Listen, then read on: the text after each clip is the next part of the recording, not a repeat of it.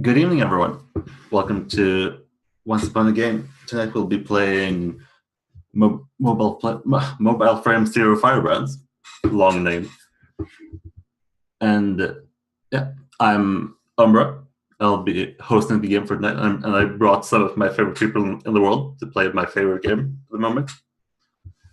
So, without further ado, let's introduce the gang first and foremost, and then we'll get going. So I have no idea which order we're in on the stream. So I'm just gonna say, Full, go ahead. Hey everybody, I'm Full Link. Honestly, you'll find me here first and foremost. You might have heard me a couple days ago for Fever Camp, Swamp Fever. God, I keep messing that one up. It's whatever. It's the same thing. Whatever. In any case, happy to be here. Love playing Firebrands. Love playing with all of you people. And actually, I think this is the first time me and Umbra has played, so that's especially awesome. So yeah, I think so too. Glad to have you. Yeah, cool. Yeah. Next up, we have an older friend, Lily. Hey everybody. I am Lily. I'm Lilypad Nebula on Twitch and Twitter and all that. I'm here. I'm there. Doing other role-playing things. I also really like Firebrands. Funny story, my name came from our last game of Firebrands. So I kind of like Firebrands a lot. It's a very good name. Yeah. Next up, the initiator of that game, Kelsa. Good evening. Hello. That game was really awesome. I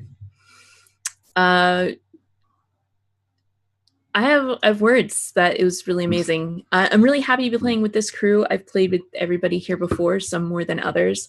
And I really enjoy working with everyone. And I also really love Firebrands. I may have spent far too much time coming up with a backstory for this character for this one shot. And I spent a lot of time crafting quality meme names. So that's very important. It is. Okay. Next up, we have the Void. Hi, I'm Adam, aka the Void. My pronouns are they, them. And I would also like to advocate as one of the three people in this call who was not a part of Love and Banterville. Love and Banterville is absolutely great. It's one of the best RPG shows of all time because it's short and it's punchy and it's actually inspired the way I write some of my games and how they're structured and how you're supposed to play them. So I just wanted to give that show a very public thumbs up. Oh, we love you.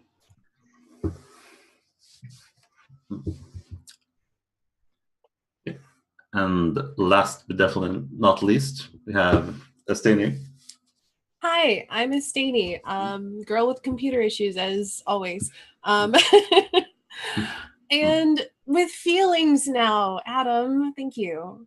I was part of Love and Banterville and it was amazing and it was so bittersweet to see it go. I don't play a lot of RPGs, but when I do, they are always amazing and with amazing people like this. Yes, and now we'll be retreading old ground a bit. We also will be coming up with an entirely new Firebrands adventure with some. I've seen some of the names flying around, and we're going to be some excellent people. But first and foremost, or second, I guess, second and foremost, talk a bit about how things work here. Once Upon a Game. I mean, I think we're all familiar with it ourselves, how things work here. But for everyone out there, just how we do things here.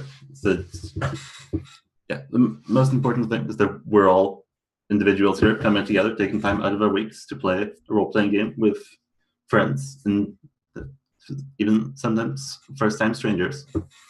And we need to make sure that everyone here is enjoying themselves and having a good time. So make sure that everyone here is being heard and seen. If something comes up during the game, that we can talk about it, and that's something. If something comes up that you don't like, if something that's problematic, we utilize what's called the X card. You can just say, yeah, I want to X card this, and then we move on. We might ask what exactly, but we'll never ask why. Just for clarification purposes, if nothing else. And yeah, we're here to have fun, which I suspect that we will. So there's a few things that Firebrands suggests that you do, just to keep in line with that game, with the game itself. The duties of the players themselves is to play easy, to play fair, and always let everyone make their own decisions for themselves. You try to get your character into messy entanglements with the others. And whenever anyone asks you a question about your character or the current situation, you answer it. If you don't know the answer, you make it up. And if you find out somewhere along the way that you missed a rule somewhere or played the game wrong, it's not the end of the world. You just go along with what happened, and we'll work that. So with that said, let's introduce the game itself. Mobile Frame Zero Firebrands is I've described it as a mech pilot soap opera in the past. I don't think that's entirely inaccurate. The romantic drama of what's the specific wording? Romantic ace mobile frame pilots caught up in an undeclared war for the future of the Bantrol system. And there's a lovely little intro spiel that Vincent Baker, the author of this game, has written. I figured read that to get us in the mood of things, and then we'll get started with our characters and the opening sequence of the game. So we'll start with that. The Bantrol system is not at war. Bantrol was never until recently a wealthy colony. The planet had resources enough just to maintain its own small society, but none worth exporting. There was never any need for the corporate sponsors of its initial colonization to interfere with its administration.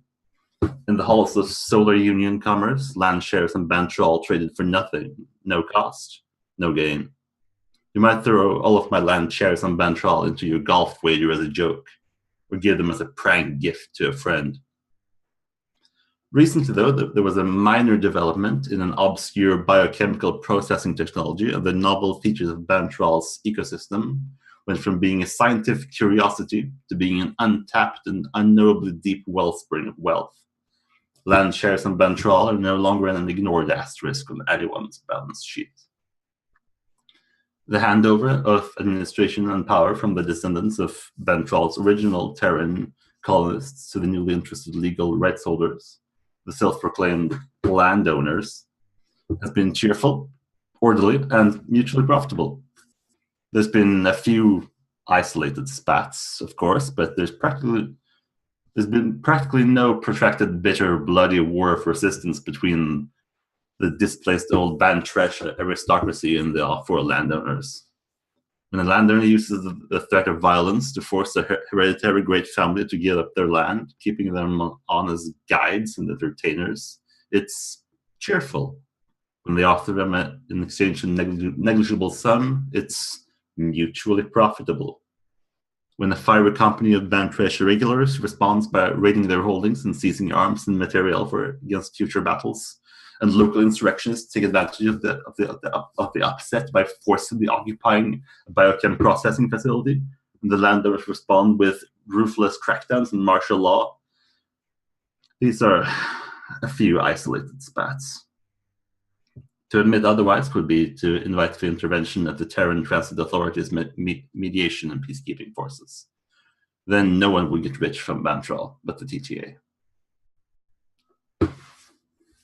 So now, we'll each pick sides in this conflict. There's 3 major factions. There's the off-world landowners. There's the Bantrash aristocracy. And there's the revolutionaries.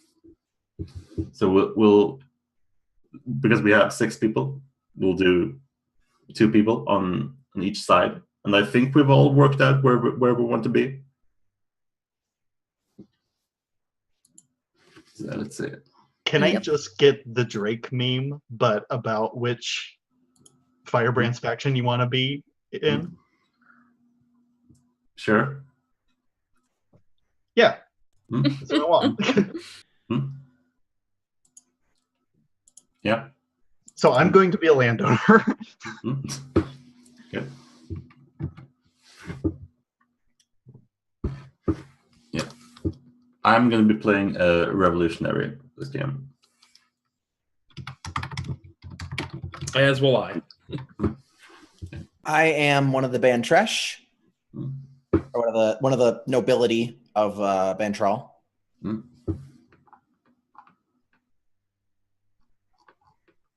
I am playing the other landowner, which is actually my first time playing a landowner. I'm taking a stab at it.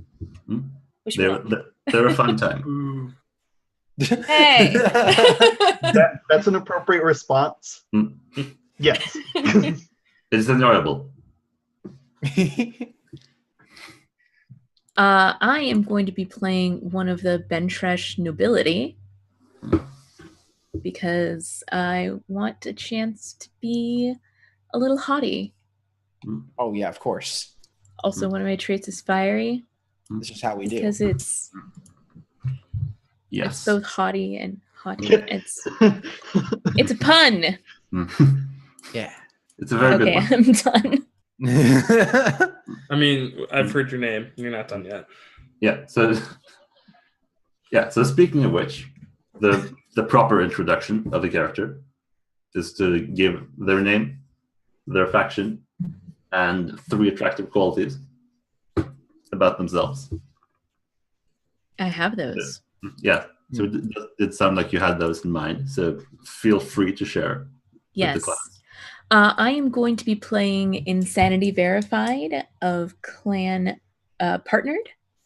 I am beautiful, fiery, and strong. My mech is Czech Prime. It is a humanoid mech with arm cannons, missiles, and a banhammer. And it's a deep blue color. The rest of the Czechs are my cousin Tripoli Verified, my twin brothers Juno Verified and Juno Verified, my stepbrother Actually Verified, his wife Technically Verified, and their son, my nephew, he's the youngest on my crew, Unverified, as well as my sister, Instantly Verified. Excellent. Excellent. Does our other Bantresh have their I do. I will be playing Quintessence Magnolia, Sub-Viceroy of the Concerto family, pilot of the Honored Huntress. Her qualities are passionate, severe, beautiful. Her frame, as I said, is the Honored Huntress. So, if any of y'all have seen Zoids, basically it's the Liger Zero, but like instead of like, it's more like a lioness shape. So it's like thin and lithe, but like big ass claws on the paws, and the mouth kind of like comes up, and it's got a big honking laser beam inside of his mouth. The rest, some other members of my family and the people that also have like mechs that we go out and pilot and do things with are Gordon Magnolia, Shivering Pantomime, Lorelei Pantomime, Fission the 7th, and Fusion the 8th.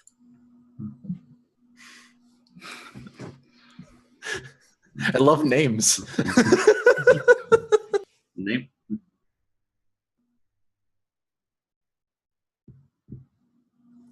We can probably put our names on this page. I don't have any other screens in mind.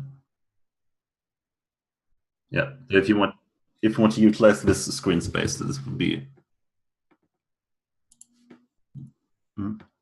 fine. Okay. Do any other landowners have their tags in order? I can go ahead and go. Yeah. So my character's name is Victorious Mordan. I am fashionable, striking, and thoughtful. My mobile frame is called the Farah Courtier. It looks like a giant orca with arms and legs. I should also specify I'm basically a fish person. I posted a link in chat if anyone was there when I posted it, and I am a beautiful blue scaly person. My company name is called the Illustrious 8. I have not named them yet, but I'm sure by the end of this I will have named all of them.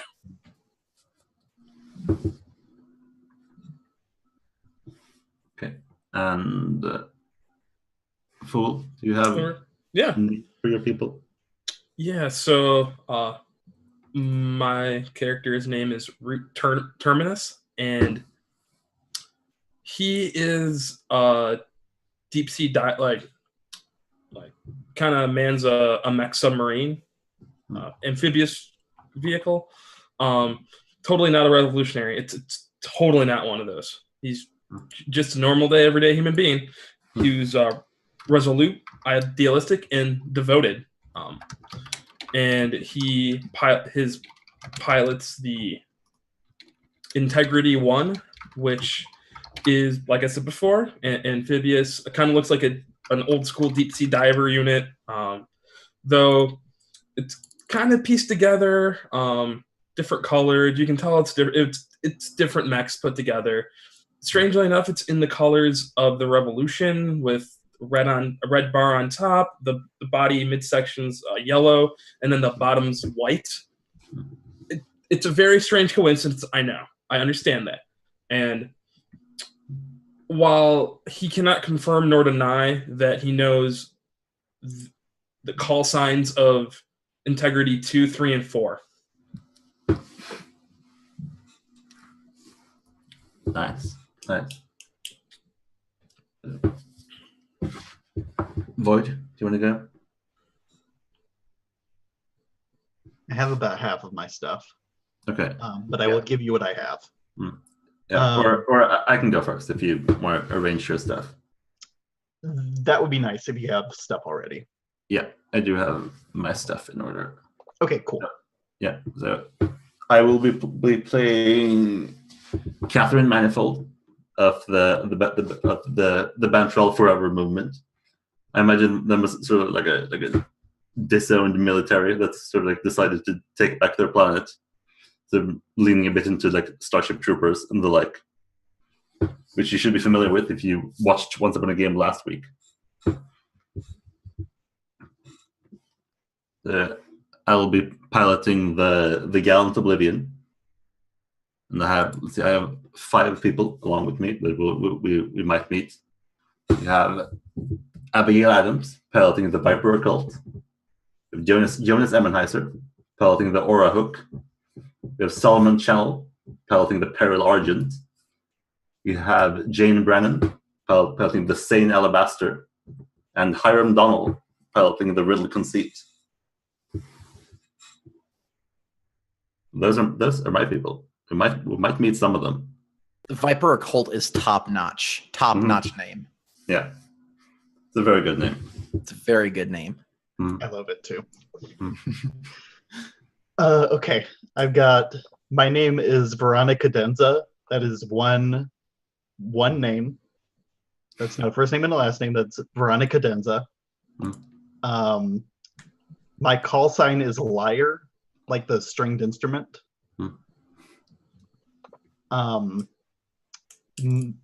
My mech is the traumatic carnelian, and its colors are like kind of like glossy orange, and it has insignia in the front that's like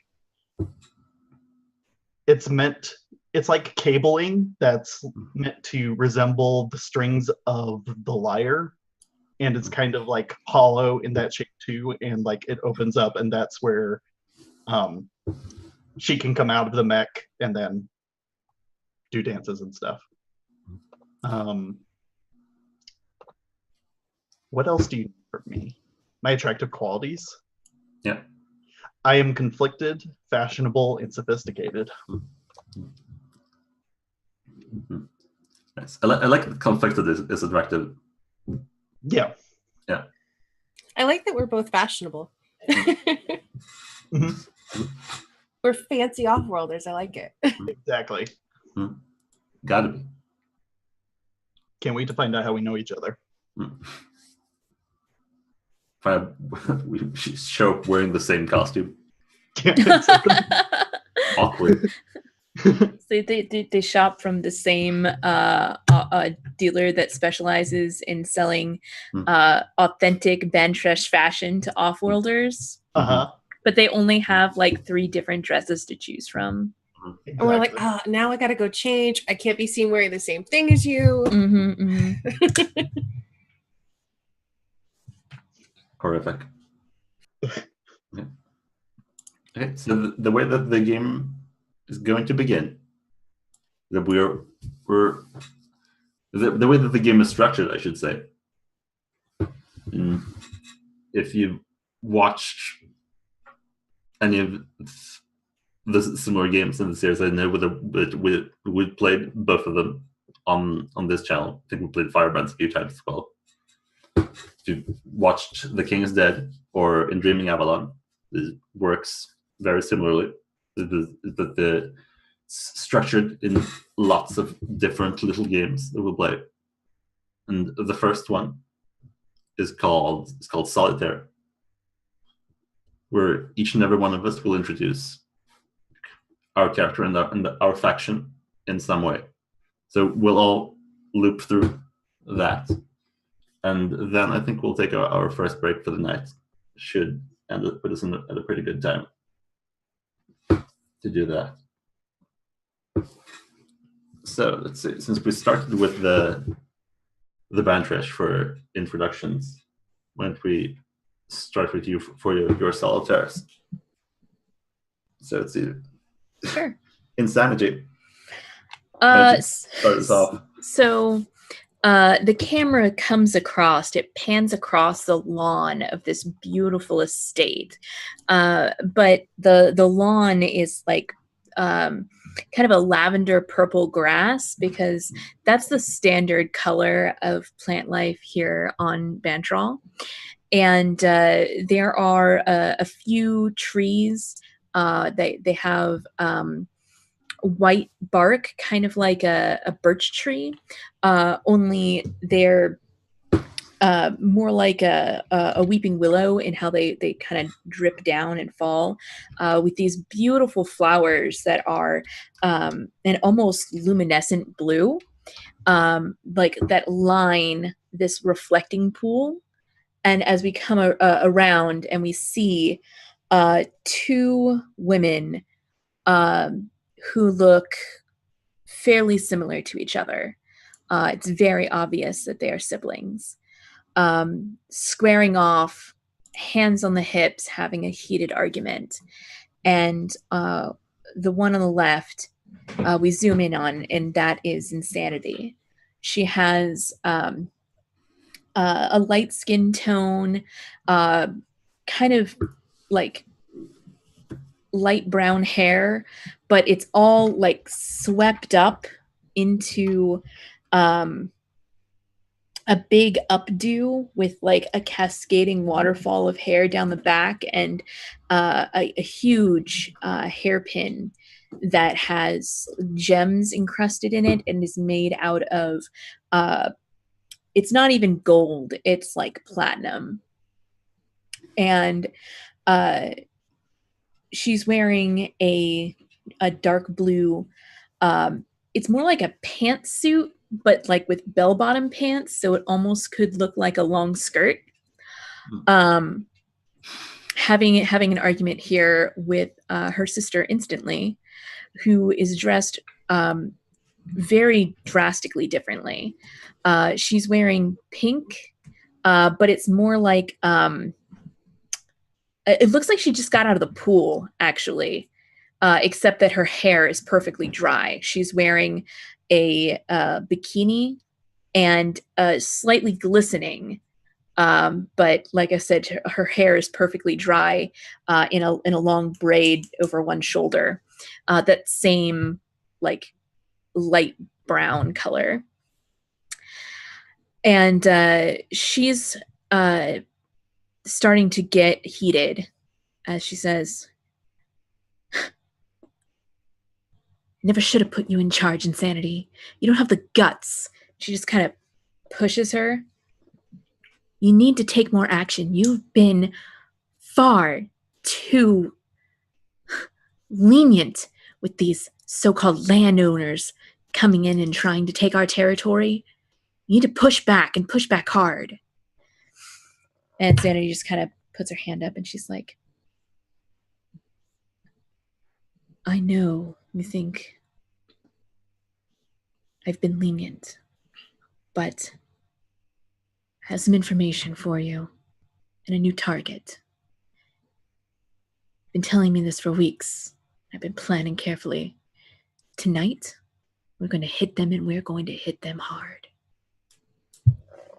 It fades out.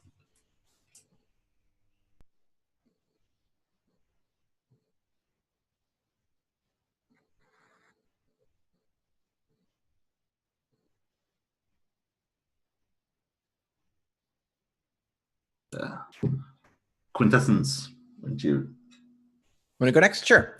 Yeah. So we fade from that to a scene of like a very, very stereotypical like mansions, not courtroom, but like the room where like there's like the big throne and like columns and like drapery hanging down and like the big carpet leading up to the throne, where like basically this is where like they would meet and have their like meetings and such. There's like an older man sitting in the throne that is Quintessence Magnolia's father, magnanimous Magnolia. And Quintessence is like walking up the carpet up to him. I don't know if any of y'all have played like it's a mobile game called The Arcana, but there's a character in it named Nadia, and she's awesome, and she looks like that, and that's what I'm picturing Quintessence looks like. I put it in the Twitch chat in case you wanted to see it. Basically like long purple pinkish hair, kind of darker skin, like a riding outfit is kind of like the best. It almost looks like a Victorian-ish, like Three Musketeers-ish kind of thing going on, with like shortened sleeves and it's kind of like pants and also a dress. It's like a whole thing. Yeah, as her adjectives say, she's beautiful. She walks up to like the throne and crosses her arms and looks at him and says,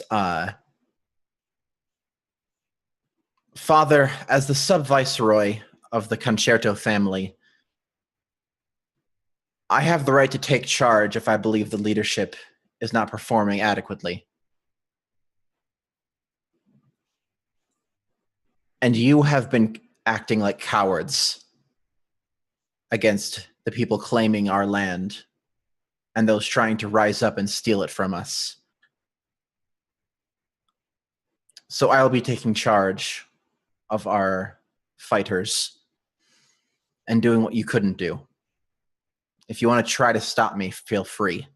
And she turns and leaves out from like a side door out to like a big courtyard where we see the honored huntress like sitting and like licking its paw because it has like it's like slightly autonomous, and she makes it do like cat things, and so it's doing that as she walks out to it, and then we fade on that.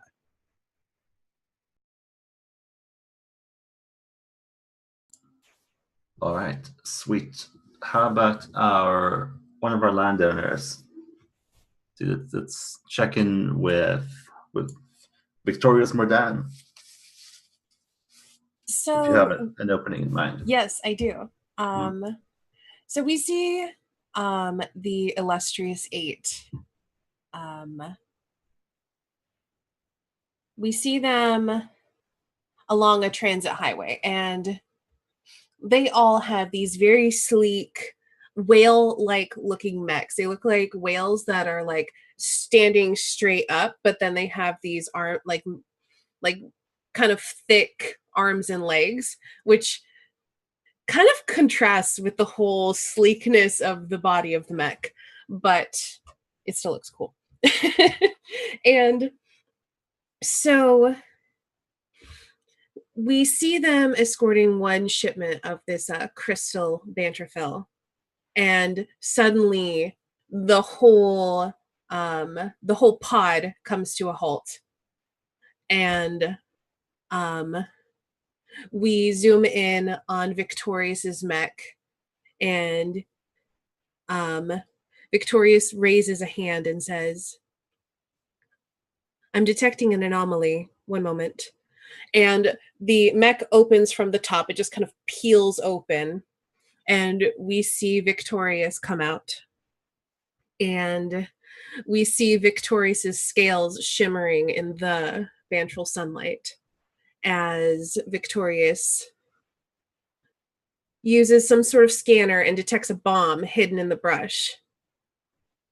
And there are messages that Victorious is ignoring. "Captain, get away, it's dangerous." And Victorious just raises a hand calmly and takes a moment of thought, and then bends down and disarms the bomb. And we fade.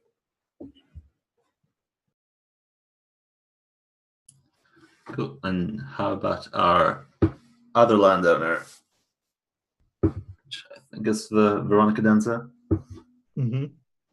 So we go from the scene up on the top of the highway, and we pan down as like, imagine like you're in like a room of mirrors, but instead of mirrors, there's just chimes everywhere, and all of the chimes are playing at once.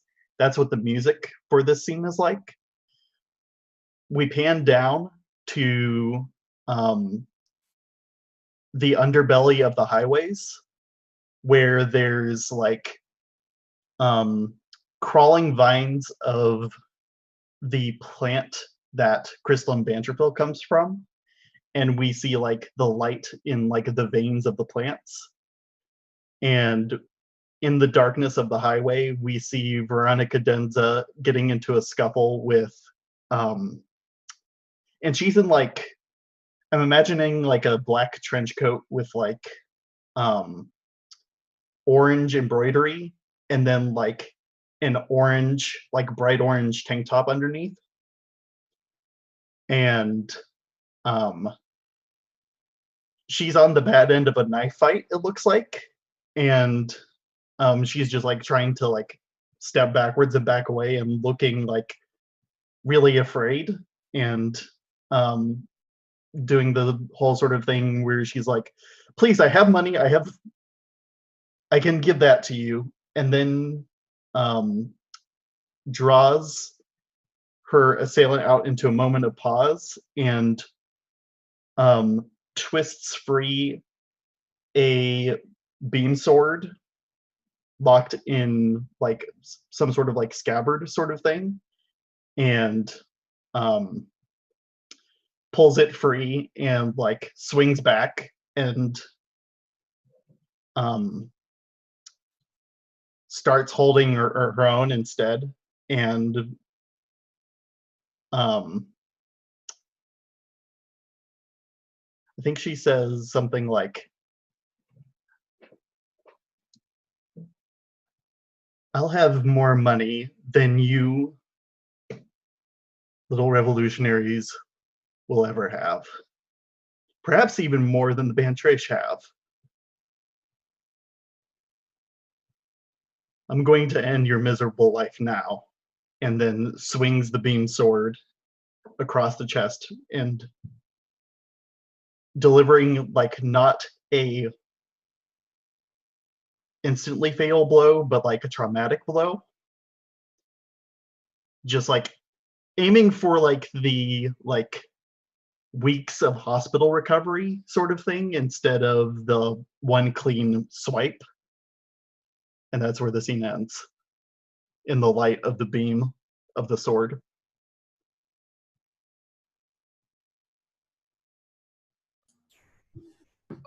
All right, cool. Do you want to go next? Let's see, Root. Yes.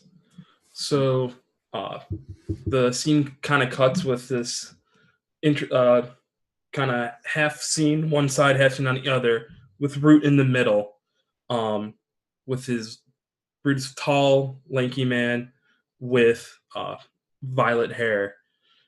And on the left is a sunny, bright day in a marina.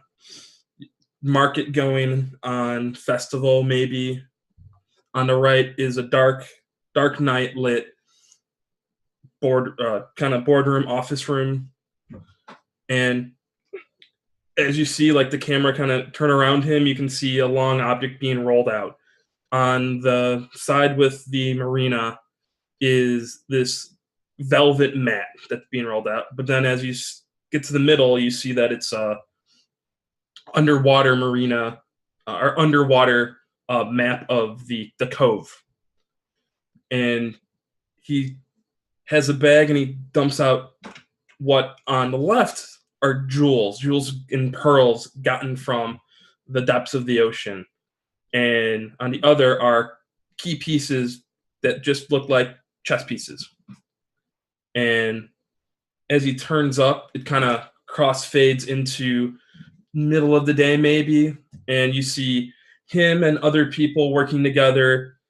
And as maybe it's midday, and he has this long like hero sandwich getting ready down to eat. And as he walks from the screen, it turns into his mech with this rectangular object that he's handing to another mech. Finally, it fades to the end of the day, and his head slowly pans up. Behind it, kind of swipes all the way through the marina as an explosion happens to the lighthouse behind him, and he just smiles. Yeah, that's it.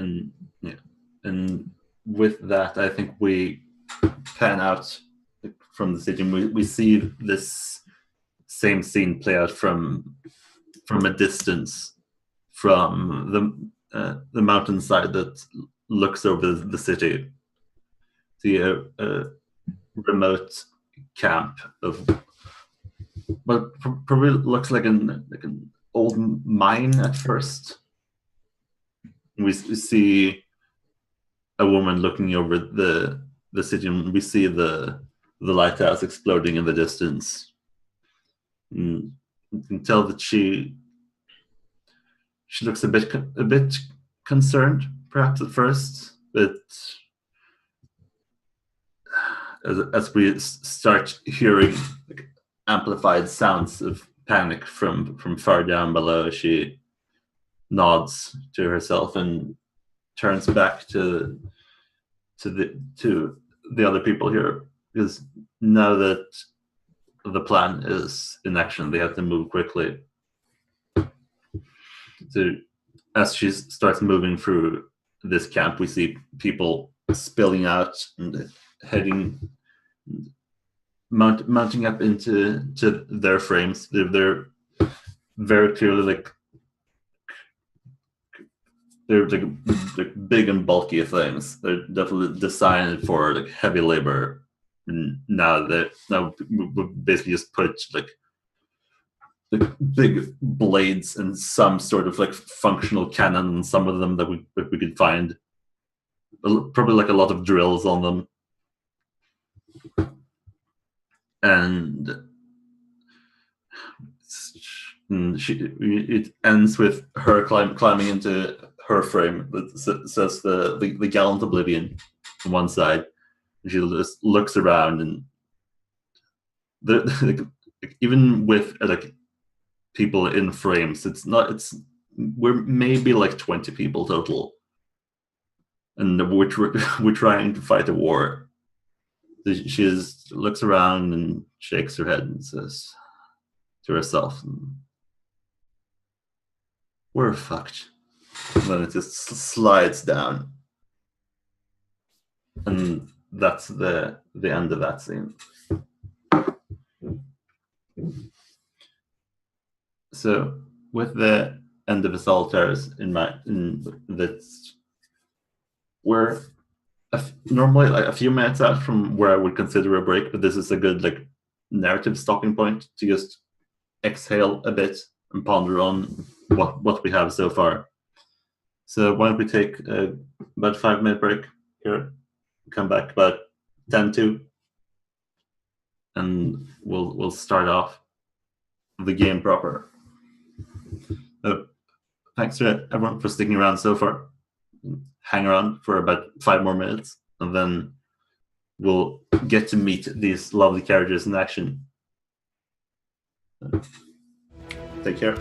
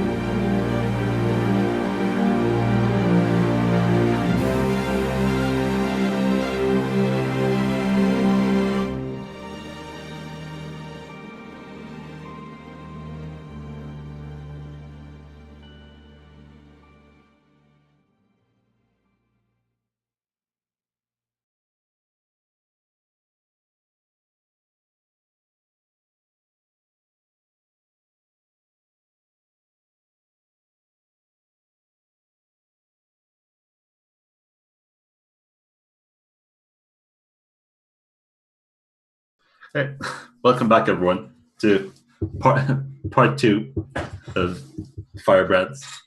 I think it's Attack of the Clones, but we'll see. So, now it's time to start off with the games themselves. So, we had some ideas during the break for what we want to do first, but Kelsa, I know you have a bit of a tradition. I'm breaking from my tradition to go back to my roots, and I think that Insanity is going to meet sword to sword with I'd like to be Root Terminus. So Okay. to start, to decide together how we came to be standing alone sword to sword. So how do we wind up in this place? And are we in our mobile frames, or are we like physical sword to physical sword? Just, people, rapiers or light swords, what have you. I mean, obviously light swords, but obviously. But I mean, does your group even have a suspicion of who I am? Because that would probably be the difference between us meeting in the mechs and us meeting outside the mechs. Unless it was some kind of like exhibition duel. Oh, okay. Yeah, I mean, so this is a festival. I see now it's like it's a festival, so maybe this is one of the parts. Okay. Yeah. Okay. So this is us outside of our mechs fighting as part of a festival. Right. But because this is the super future where almost any wound can be healed, of course we're using live steel. I mean, live laser swords. Oh, yeah. Because of course we are. What do you notice about each other, and what have you heard? So I think what you notice about Insanity is that she looks a little bit on edge. She is dressed down for the event in pristine fencing gear. It's perfectly white, perfectly fitted to her. And before she flips down her fencing mask, which of course in the movie of the show is transparent so that you can see through it because it's Invisisteel. And but she looks a little bit on edge, and she's constantly looking off into the stands to the left. That's the right. Whatever. It's fine. She's looking off into the stands constantly and seems to be a little bit distracted. Right. So I think the thing you notice about Terminus isn't an emotion that he has or anything like that. It's, especially you would probably know this, being a part of a house that's got a lot of wealth to it, is that while the clothes that Terminus is wearing looks quote unquote average, you can tell that it's not. You can tell that this is actually probably a bit better. The helmet is definitely looks like it's older than it's supposed to be. Has basically quote unquote somebody in the know would be nowadays be oh, it's a hipster trying to look poor, but the only reason that you know is because you're one of the 1% that would actually know what's going on, because you're that fashionable. So you know that everything looks very worn, slightly you know that somebody took time to make it just out of style, that people would think that this person doesn't have money and is just really cobbling something together because they're part of the merchant class, and we get this one day to have fun, and I'm going to try, right? Mm-hmm. So that's probably what is like something's a little bit off about me, just because I'm kind of trying too hard to be normal. Gotcha.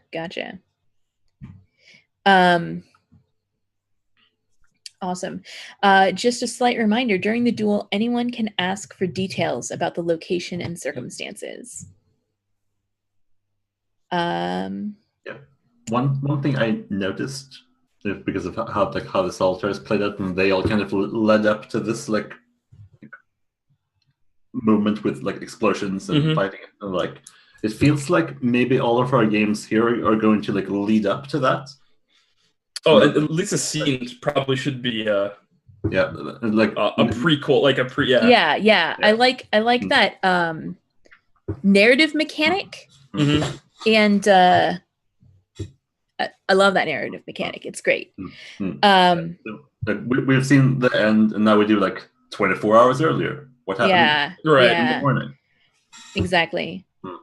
Okay, sweet. Between the two of us, who do you think is better with a sword? I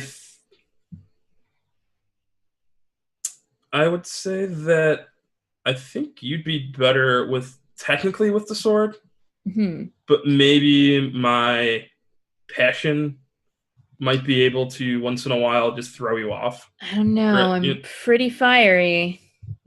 Oof. I think I probably had more training. Yes, you're definitely classically trained. So yeah, that means that I'll start. To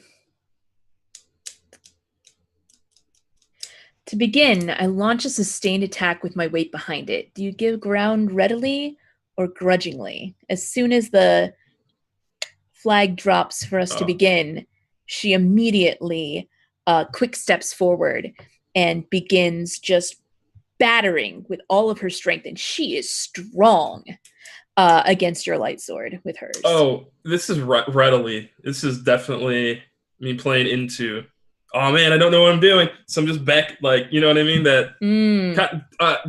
It's not the same thing, but like drunken style karate, right? Like it just looks like I'm doing everything I can just to keep out of your way, but I'm definitely feigning readily. So I overreach slightly, and you have the opportunity to slip in a dirty little cut. Do you take it? I don't. I saw how quickly you gave ground, and I see the cut of your shirt and how perfectly it is tailored to your neck, because that is the hardest measurement to get just right off the shelf. And she sees it, and she instantly thinks that it's a feint. Instead, she suspecting it to be a feint, instead she whips out the other way, and I touch you, cutting you across the arm. Do you withdraw and run, or do you rejoin the fight?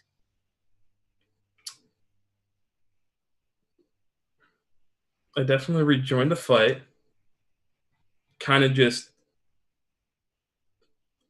and maybe just unexpectedly to you, or maybe not, but it's definitely like the moment that you cut, you'd think that I'd probably like take a little bit of time, but I don't. I'm just right up there, and then we end up locking swords. Your mouth is to my ear. What do you say? I wonder what you're hiding, merchant. At which point, I slip back and we circle, sword tips touching. What do you say to me?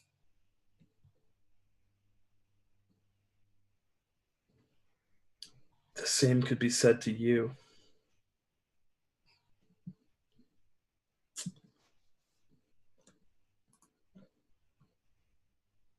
You knocked my sword rattling out of my hand. Do you allow me to recover it, or must I submit?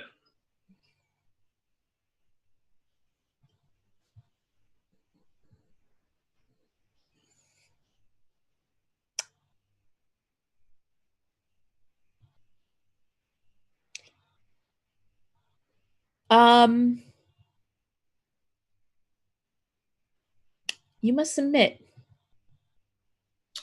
Just how I planned it. There we go. Yeah, like she looked smug at first, but then her smugness falls and she looks to the stands again, and whatever she sees or doesn't see there upsets her greatly, and she turns on heel and stalks back to the locker room. I think as you turn and walk away, to the crowd, Root is just shrugging and picks himself up, kind of sad, and kind of goes into the other way. Not trying to at least play it off like, oh, shucks, I lost. Next year I can get it. Mm-hmm.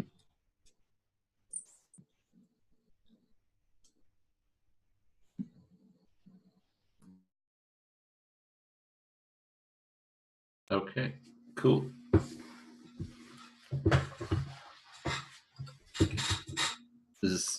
Who wants to go next? I have a scene in mind, but it's probably best to do someone else first because I want to check in with. I have an idea for one. Yeah, go ahead. I want to do a chase with Victorious. Chase is always fun. Mm-hmm. I like Chase. Chase. So, oh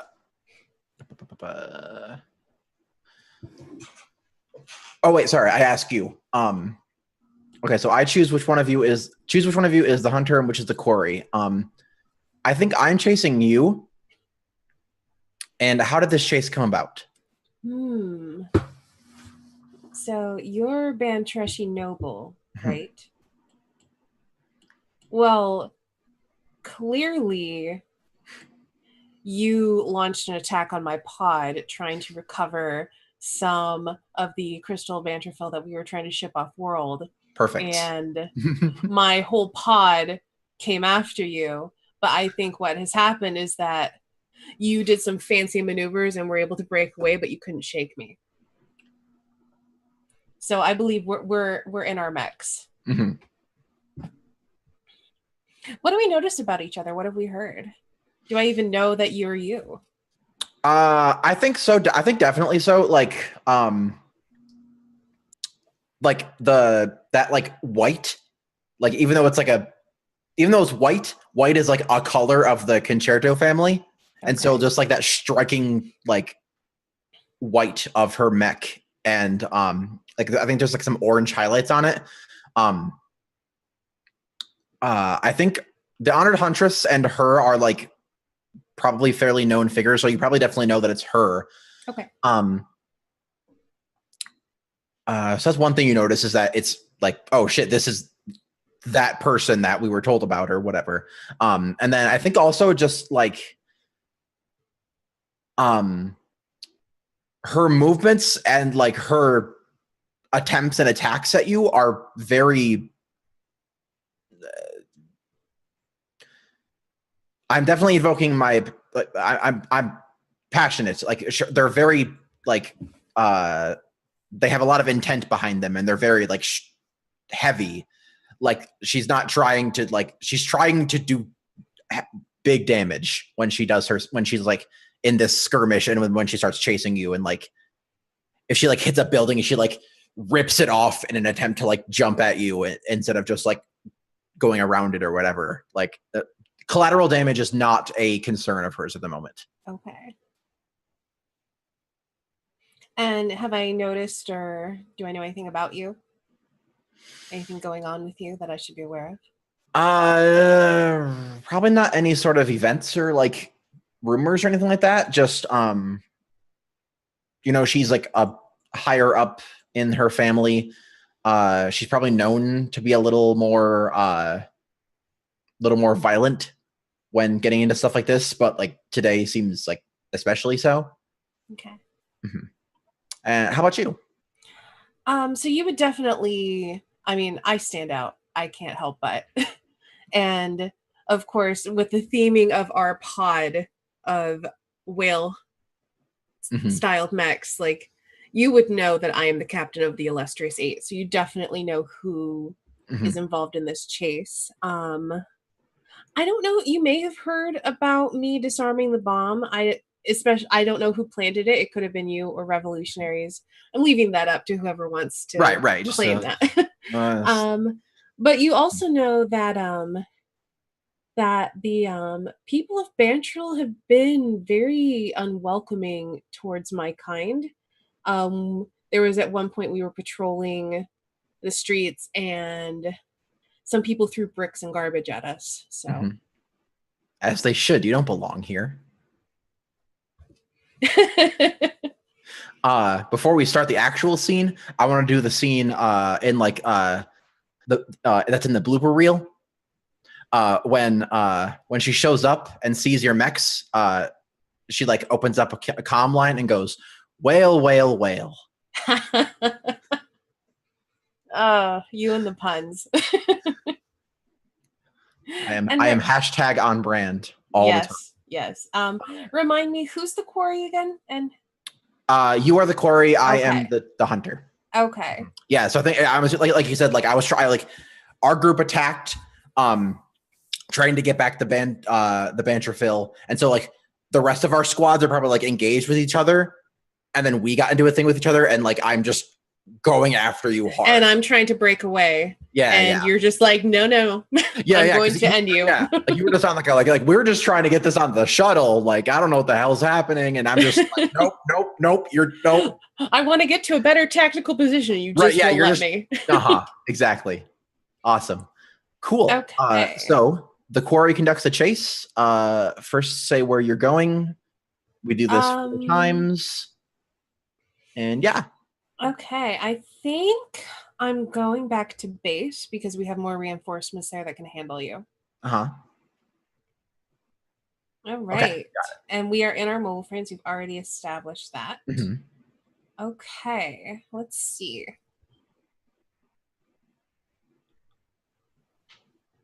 Where's the one where I don't have to make any admissions? I'm going to pick that one.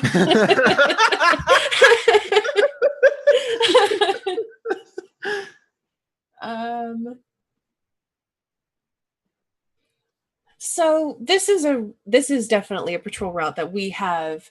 Like it's a transit highway we've done every day for a while now. I know this ground well, and I know the way back to my base very well. So follow me if you dare, but throw.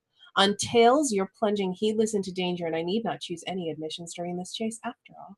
Well, of course. Yeah, so like you get on like the path you're on, and she just like her mech just like a bunch of like steam shoots out, and she just like launches up really high to come down at you. And yeah, she's going for it. So I will D2, 1 heads, 2 tails. Sure. Okay. Damn. 1 head. All right. So Haha. You are, I guess you know the ground well too, so you're not heedless to the danger. Okay. Well, then let's go ahead and do an admission.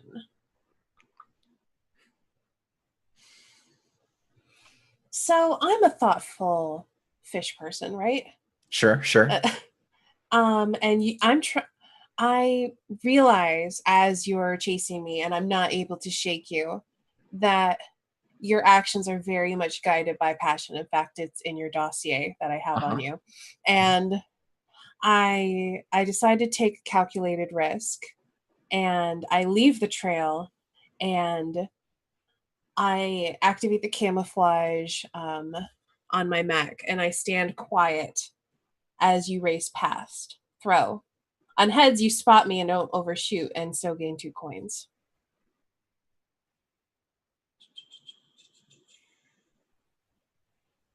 Which one was this? I risk leaving the trail and standing quiet while you race past. It's the 4th one down. Oh, there it is. Okay, I see it now. Sorry. That's okay. So basically, you want heads again. Right. Okay. Same thing. One's heads, two is tails. Yes. Ah. So you do race past, you overshoot. Yeah. So I think it's that like in a moment of just blind like chase, she just shoots, and it's like, wait a minute. Like scanners are like, whoa, we lost them, and then she like looking around, and then yeah. Does that end it or no? Okay. I think you do pick me up on your scanners, but now Okay, like you don't, like I'm standing still, you're disoriented, so I have a chance to kind of turn the chase maybe in my advantage again. Sure, yeah. You're like just on the like I sent out a wide ping, and like I happen to catch you on my like the edge of my scanner, and so you've gained a little bit like advantage on me. Yeah. And so I think you see me scrambling up a steep incline. My thick fingers digging into the rock face to pull my mech up it. And you can follow me if you can, but throw. On tails, the way is exhausting, and I gain a coin. Okay, cool. Yeah. So like she does that again. It just like leaps, and like the claws of her like the paws of her mech like extend out more, and she's trying to use those to climb up after you. Okay. Yeah. And boop. Tails. Fine. Darn it. Yeah, you're gonna like, catch me. I think she's like getting up, but then like the power like on her like inside the mech is going like power at like 15% or whatever. Like it like took a lot of power to like climb up this and do all that. And I think once you reach the top, you see me already running, and I leap out over nothing and make a hard, precarious landing at the bottom of the slope on the other side. Follow me if you dare, but throw. On heads, you gain 1 coin. On tails, though, you barely catch yourself, and you're clinging with all of your strength, and the chase ends now with you at my mercy. Well, of course. It's a perfect ending. It's one of the best ones. And you are at my mercy. Okay. So what does that look like? Yeah, so you leaped out and like land hard. 3-point landing. I think she does the same thing and just like backs up, and then like the lion just like launches off and leaps. And like she flips open like a little thing and like presses a button to activate some like hidden like boosters, and they start to fire off, but then like goes like power failure, and like they just cut like halfway through, and so she like falls and like lands and is like about to and then she pushes a button and like ejects ejects, and so like the mech like lands somewhere else, and then like her ejection thing, like I think it is, to make it just perfect, her like seat lands like right in front of your mech. Okay. Yeah. I think that's a good place to end that. Yeah, was just like me staring angrily at like the face of your whale. Yes. Perfect.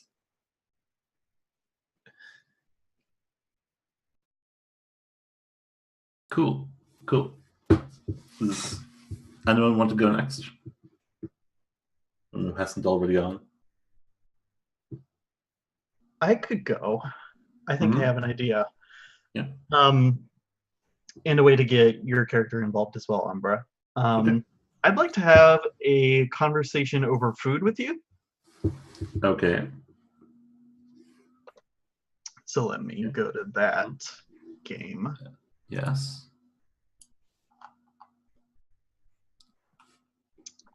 Ask your chosen partner how you two came to be eating together. How did we come to be eating together? Yeah, how did we come to be eating together? I mean, it's... If you don't have an idea, I do. I mean, it would make sense that we'd be at the festival, probably. That makes sense. Yeah, we probably see like the display fight happening in the background. Mm-hmm. So there's like a parallel to that, and we're over somewhere else, having some light lunch. Mm-hmm. you can see that I'm like covered in bruises, beneath layers of makeup. You can see like swelling on one cheek that isn't on the other, and like, you know, that sort of thing. What do I notice about you? I think you see that Catherine is looking a bit. She's looking a bit nervous, and you see that she keeps like glancing over, like out at the lighthouse. It's like overlooking the marina, like almost like she's nervous that it's going to explode or something. You know, something like that.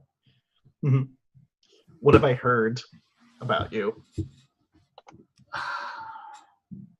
Yeah, I think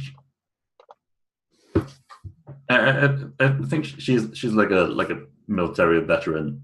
So I think you probably heard that the military in general are not taking the occupation too well. And there's been talks of dissidents for a long while. There's rumors that there's some group hiding up in the mountains, trying some sort of like more organized rebellion, and like maybe Catherine is like connected to that.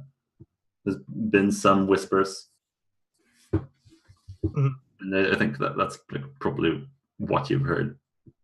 I think what you've heard about me is that there's been like a conspicuous void of information where we've kind of been like low key for a little while, but when stuff does crop up, it's like we tried to go out in public and people noticed that we were landowners, so they threw bricks at us, and that sort of thing. So when you notice the bruises, I think those two things connect for you. We're getting attacked in the streets. Yeah, much like a brick to the face, it connects pretty obviously. Yeah, exactly. Cool. What do we do next? Take turns. The person with the lowest social standing takes the first turn. If it isn't clear, have the other player choose who takes the first turn at when. Other players may join freely if it makes sense for their characters to be there. Thank you. Yeah. So who do we think is lower social standing between the two of us? I almost think it's you. Because I'm so fashionable and sophisticated. Yeah, I don't think Catherine would like claim to have higher standing than you. So she'd probably be. So how does this start then? Like, did we like agree to meet here? Have we been talking to each other, or is it just like I see you eating and like it's you? My people have been throwing bricks at your people for a while. Yeah, I think this conversation over food might have been arranged, but it's supposed to seem spontaneous. Yeah. And there might have been bribes promised. Yeah, my people have been talking to your people. For sure. Yeah.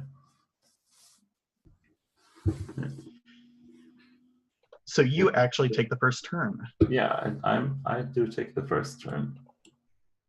So let's see. Yeah, I think she wasn't entirely involved in the whole like brick throwing. It's her like organization, but she didn't sign off on it. So I think she just sits and hopes that you don't bring up the most recent attack on your personal safety.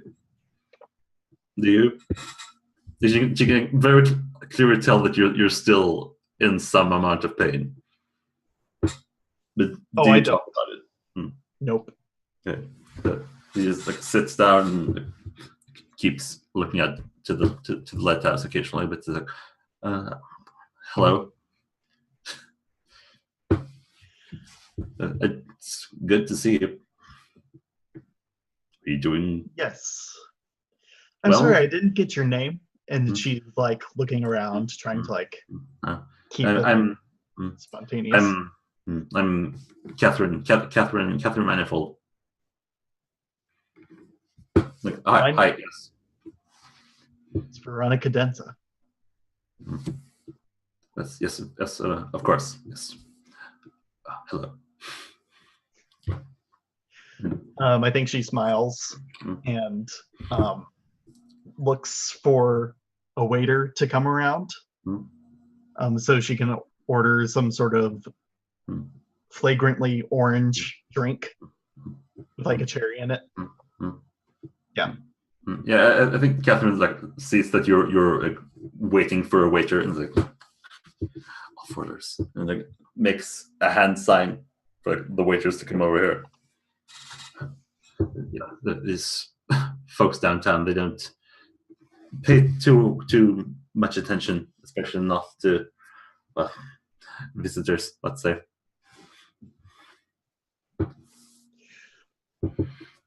Well, that's new to me. Thank you for educating me about the culture. And that's my turn. Engaging in a improvised conversation. Yeah. Oh, well then I do what I can. Of course, we have to be accommodating to our new visitors. Yeah, you can definitely tell that there's a bit of poorly hidden resentment there. She has definitely been informed to be polite to the landowners at some point. We do what we have to do what we can to help our new overlords. Perhaps you should be getting something in return. Well, I would certainly hope so. Did you have anything in mind? I've heard you need some help. It's hard to find good help. I know some good help. Well, don't. Well, I think everyone needs help, don't we? You need help from just with the hand sign again. Yeah. And I need help. So, but I can spare some help. Very useful in the times to come, and I hope that you'll be helpful, and I hope to convince you to be helpful. I'm not sure what that entails just yet. I'm trying to do code for. I've heard you're low on troops, so I'm going to like spare you some of mine. But I'm trying to have this conversation in public.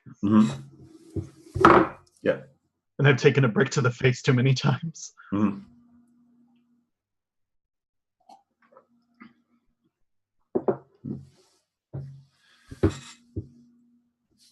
We could definitely use some help there, possibly.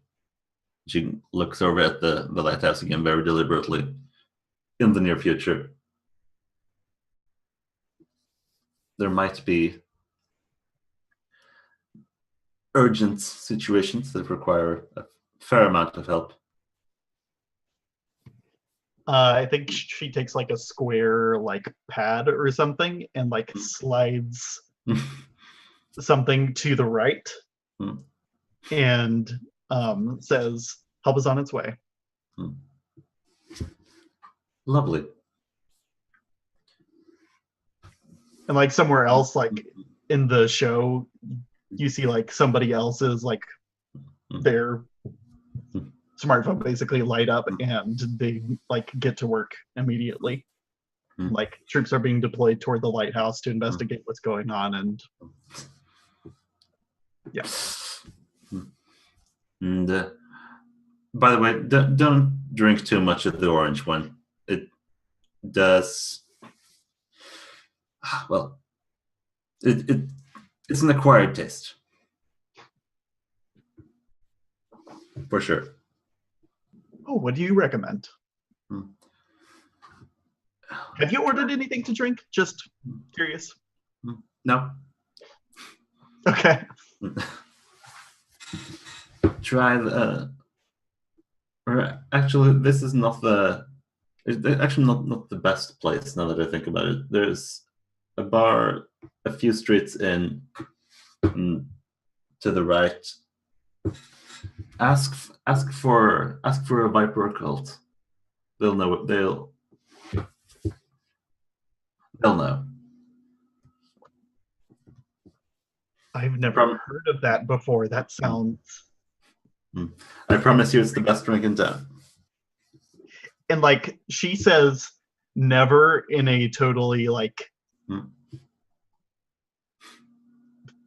facetious way.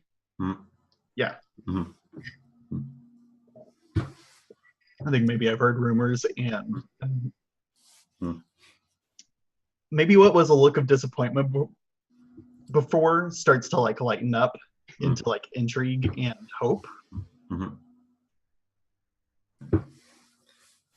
Yeah, I don't think Catherine picks up on any of it. She's like just snotty off-worlders and their exactly. Their double talk. Yeah, and the code speak. Like, I'll be on my way. There's plenty of things that need to be arranged still. And I think she gives. I'm sure. What constitutes a polite courtesy in some worlds? Probably far below your standards. Yeah. Make sure that in return for the help that I send your way, you turn a few minds toward my people. Oh. Get people to act a little or become don't worry about that. You have plenty of minds pointed your way already. She chuckles. I'll text you. Walks down the street. Sure thing. And that's probably the wrap of that scene. Yep, because I think that's that's us conducting improvised conversation and then you leave the thing. Yeah. Cool. That's my game. Okay. Cool. Who wants to go next? I can go next. And I think it's time for everybody's favorite game. So I think this is obviously after the contest, maybe around a little bit later around dinner time. And day one of this festival, there's always a dance. So I think the first dance partner has to be the way that we started this game with Root and Insanity. Fantastic. Yes. And with a dance, anyone it makes sense to be there can be there. Exactly. What do we know about each other and what have you heard? So I'm going to start with what have you heard? And this is where between when you had the exhibition duel and the dance, one of your subordinates in from the revolution came up to you and said in hurried, whispered tones that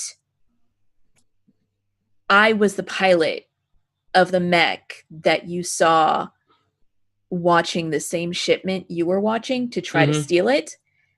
And she knows that I know that you were watching it. Right. And that I know that you know that I was watching it, basically. Perfect. So if you followed that, that's what you notice. Oh, yeah. And she also, she looks less nervous, like she's completely changed her outfit into something more appropriate for a dance. Again, it's in her house colors of a deep blue, and it has a large skirt with like a bustle, but it's also like semi-transparent and like kind of airy, like clouds almost. Obviously, it is made out of very expensive material that is hard to actually work with and sew. Mhm. And any seamstresses watching this would just be crying. Because they know she's only going to wear it once. Okay. That's what you notice and what you've heard. Well, you'll notice that unlike before, this dance, which probably is a bit more, I guess, a smaller affair. Maybe people break off into different groups. You notice that instead of trying to be fitting in the terms of being normal, maybe it's the same way where he's fitting in. So while definitely nowhere near the level of detail as yours, it's definitely a finely tailored suit with red, bright red overcoat or coat and pristine white pants with black shoes. And what you've heard about me is that while you know basically that there's two different opinions, right, of me, right? You know that like there are definitely it's almost like you can't put a thing on it, but there's something off that he always has an alibi, right? While people in the know, like as you know that I have seen things, I've done things. At the same time, I'm always somewhere else too. So Okay. you I think, yeah, in regards of me knowing, you knowing, now you know. So Gotcha. yeah. Brilliant. So who else thinks it would make sense for their characters to be there? Well, I have a question for Veronica Denza about when our chase took place. Wait, did I pick? No. I'm confused. All these names. Quintessence. Yes. All these fantastic names. When did our chase take place? Because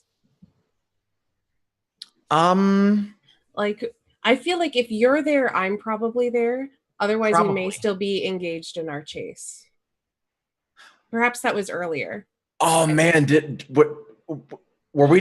that happen when like the festival was starting? And so like over here, the festival like it's going on and it's all like happy, and then over here, it's just a big ass fight.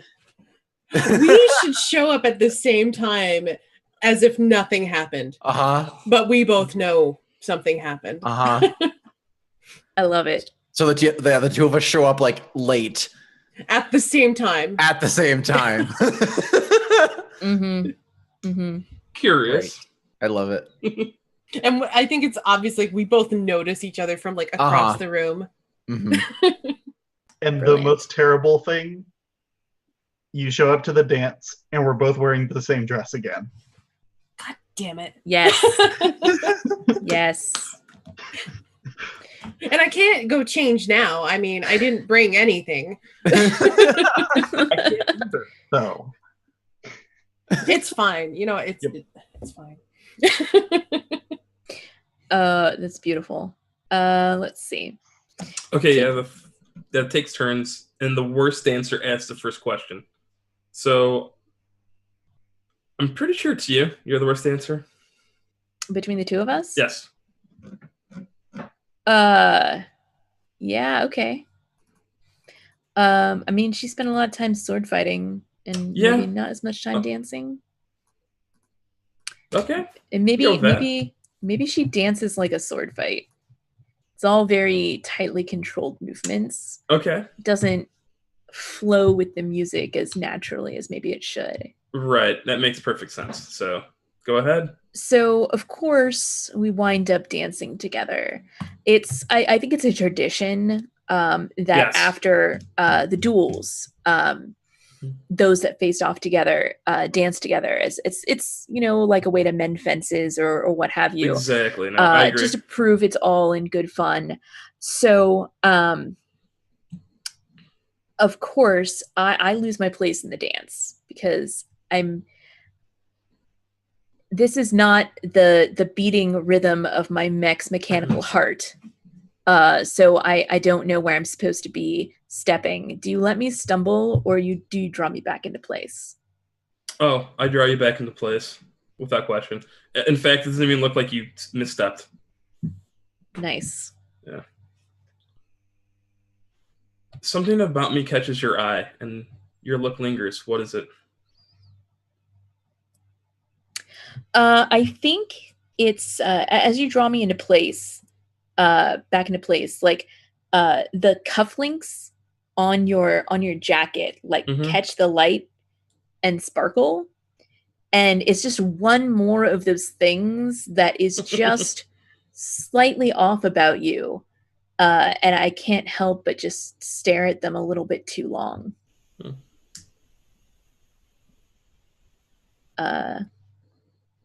Lily, Estani? My long strides carry me towards Quintessence across the room. I'm weaving through the dancing crowds like I'm a fish person on a mission. I was gonna say a man on a mission, but I'm not. I'm a fish person on a mission. Efficient, if you will. I come to stop right in front of you. I bow graciously before you. I think she has like she has some sort of drink, and like it's like a big cup, but it's like not a drink that belongs in a big cup because she's pissed. So it's like a scotch or something, but it's like in like a beer cup or whatever. So it's like a bunch of scotch. She just sips at it as you bow before her, like.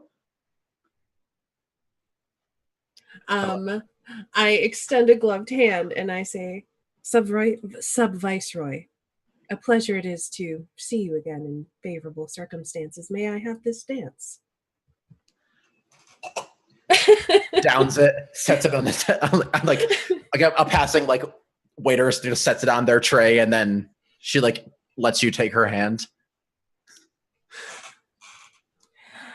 And at this moment in the dance, it allows me to step close to you and linger very near. Am I welcome?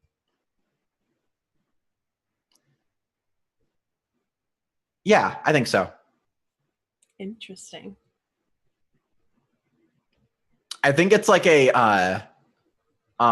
yeah, so like we're like in the middle in the dance and like getting very close, and she's just like trying to describe it, but like just it's like she's getting like so like she tried to get you before and like it failed, and so now that you're here, she's just like, it almost seems like she's like getting another sense of you to be like, okay, I'm gonna do better next time. And so she's just like kind of like her she's probably like looking you like right in the right like direct eye contact, like staring deeply into your eyes, but it's not like oh, I'm getting lost in your eyes. It's like okay, fucker, got you. Like I meet your gaze and raise my eyebrow ridges. Mm-hmm. My eye ridges, I should say. I don't have eyebrows. Where was the thing at? I think like in the dance, it's like a spinning motion or whatever, and so like you spin me, and then like I come up like, and so with how it ended up, your mouth is close to my ear. What do you say?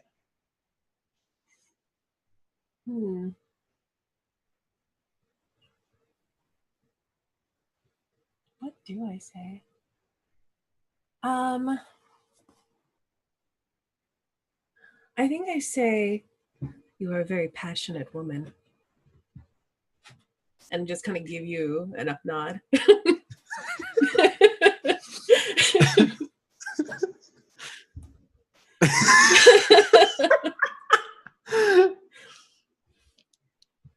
Yeah, I think she just like she like gives you a flared like And then continues the dance.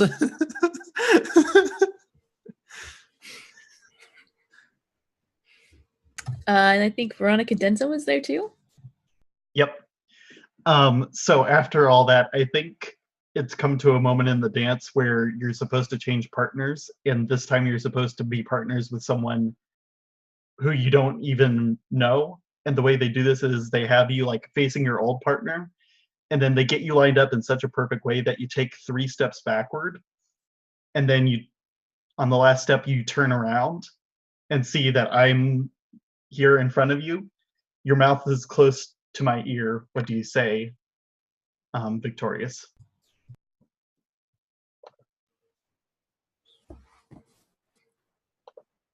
I can't believe we're wearing the same dress. Oh, I know, it's awful. You go to that little shop in the corner. They have the no best one. options. Exactly. Because we're all used to like fancy, like a million options, and there's I like know. only one acceptable one. Looks good on you. You too. That's the thing about Van Trashy clothes. I guess I don't have to take my other question now. Because it doesn't have to be a back and forth, right? Yeah, right. That's Okay, correct. So I will wait. I think Catherine has been playing the wallflower a bit for this particular dance. She's been scoping that and checking her smartphone mostly. But she knows that this part of like switching partners is coming up. So she is like positioning herself like into the line so that she is going to end up with Root in this next switch. Mm-hmm. So we end up facing each other. I think we know each other. Oh yeah. Yeah. I mean, maybe not officially, but yes. Yeah.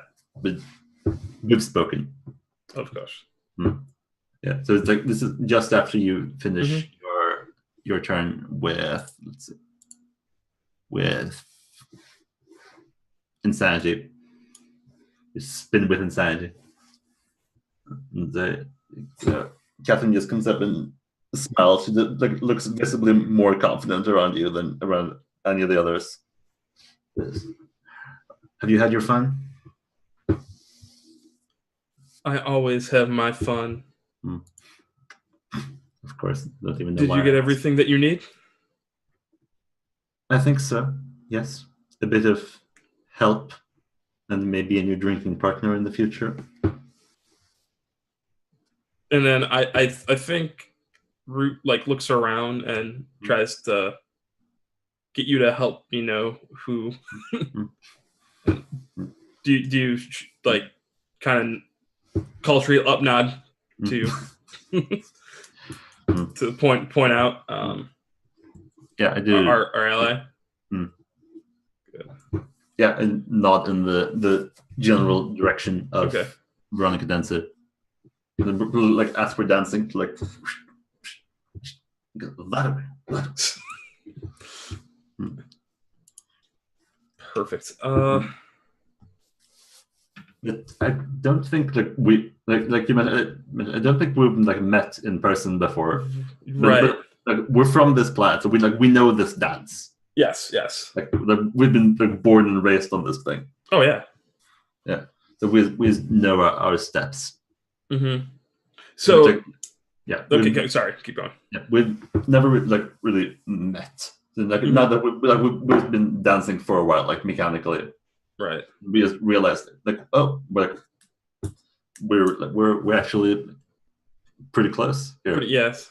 Yeah. So you have the opportunity to draw me close and hold me for a moment. Do you take it? Of course. Which it brings me to the question. This is the moment in the dance. In this moment in the dance, you laugh, but why? And or at what? Yeah, and I think it's like, because you take that moment to like, hold her a bit, and like she's not used to this kind of intimacy with the revolution. Like, and she's like reminded of what it's like to be young and happy again. It's like it's a little moment of sunshine, and otherwise rainy day. Nice. Yeah. I'm glad this is the middle part where everything's gonna go so well going forward. Yeah. Nothing's ever gonna go bad. No, not at all. No, we're fine. I think we definitely then cut over to Insanity, who when she turns in this dance, her partner winds up being Quintessence. Nobility to nobility. You have the opportunity to place your hand upon my elbow, my shoulder, my waist, or my hip. Which do you choose?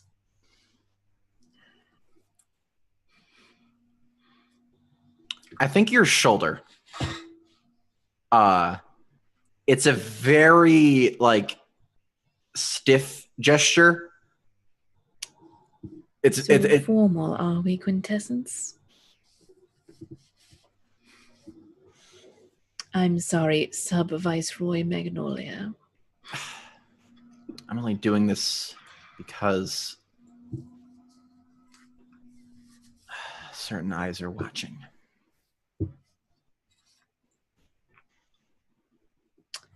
Yeah, and I think that definitely like Insanity's eyes like start to look around a little paranoid. But I'm totally watching, just so you know. I imagine like just one eye drifting over. One yellow eye. Yeah, and I think that like the camera pans away as I'm kind of looking around so we can see the next scene.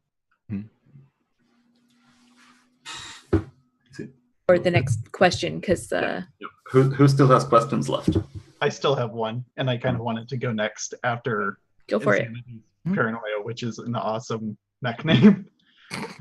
I'm actually going to I think there's a brief recess in the dance where people are allowed to mingle and like catch a few breaths. Like the songs are changing over and all of the people with instruments have to put different instruments on stage or whatever. Yeah, we're clapping at this point. Yeah. And I beeline to Root, and this moment in the dance allows me to step close to you and linger very near. Am I welcome? And I'm just like conspiratorially. Oh, you're always welcome. Always welcome. And just like looking at Insanity and Quintessence. It's a party. Everybody's welcome. Come on. I think I like lightly touch your shoulder. Root turns and smiles. Mm-hmm. Something you want?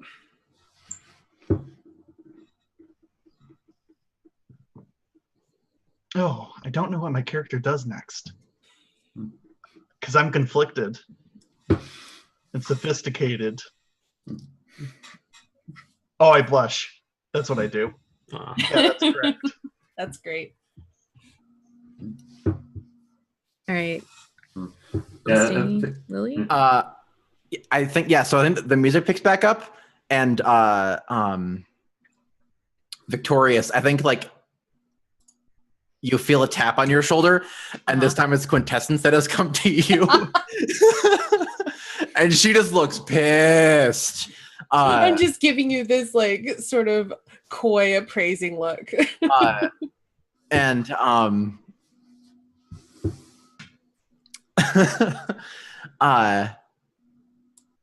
was it at? So the question I'm doing is the dance's figures separate us. When they bring us back together again, do you blush? I think I do blush. You can see my scales on my cheeks kind of creeping this pinkish hue. You may not know what that means. Sure, yeah. I think just like it's you're doing whatever you're doing, and I just like blind rage. father, is what that means. My father wishes me to mend some fences after the unfortunate skirmish that happened earlier. I nod and offer you my hand to lead you into the dance. And my face is close to yours. I say to you, we don't have to be enemies in this. Do you turn subtly towards me or subtly away? I think toward you with like a raised eyebrow. She doesn't say anything, but like her gaze is very clear, like choose your next words carefully. What you say next will determine where this goes. I almost want to fade there though. That is the last one. Yeah, I want to fade there. Like that doesn't get resolved on camera. Yeah, I still have one question. Oh, you do? Oh, sorry about that. I thought we were done. Yeah, no worries. Yeah, I think it's me and let's see, Veronica Denza end up together. Like once the music picks back up in the mingling, and the band starts playing again, and we end up in a bit of a mimicry of our last scene, where I'm showing you the ropes of this dance, sort of by instinct. But let's see. And I think something about me catches your eye. And your look lingers for a bit. What is it? What is it about me that's so interesting? I think I notice that you are the first person on Banchal whose fashion I've respected. And like my eye has finally adapted to like why your sense of fashion is good. And I say quietly to you, I never noticed it in the light of that restaurant, but you have a lovely sense of fashion. You look very good. Well, thank you. I made this myself. Even more applaudable. Thank you. Did you have a chance to try that drink I told you about? Soon. Very well. I must tell you that you might not have all the time that you need. They might be closing soon. Thank you for telling me that. And I swipe right again and start forking sub officers. Okay. I think that's everyone. Yeah, for the dance. Interesting. Plot thickens. Always does. Okay, so Lily, do you have a scene in mind? You and me left. Or I think it's Victorious. Yeah, it's me. I didn't go. Right. Yeah. All right. Yeah. The chase was my scene. So yeah, I got that mixed up. I think I'm just gonna do a solitaire actually for my scene. Okay. What? Sweet. It's a valid choice. It's better than a skirmish. So. So do we see bold move? Let's see how it plays out for her. Give me 1 second to find the song. Or them. Sorry, I forgot you don't have pronouns. You know what? I said you can call me whatever because I don't have them. I don't identify as anything. Okay. Oops, that's faction sheet. Boop, boop, boop.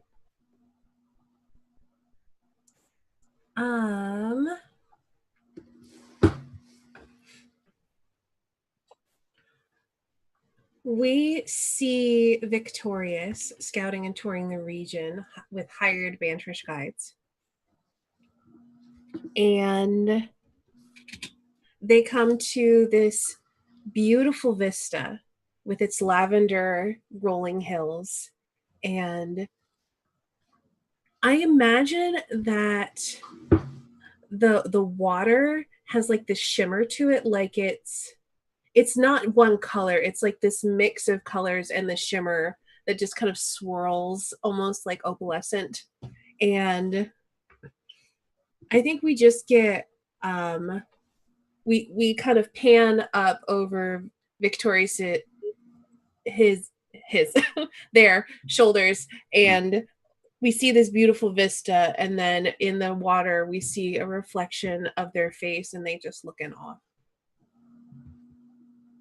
And that's my scene.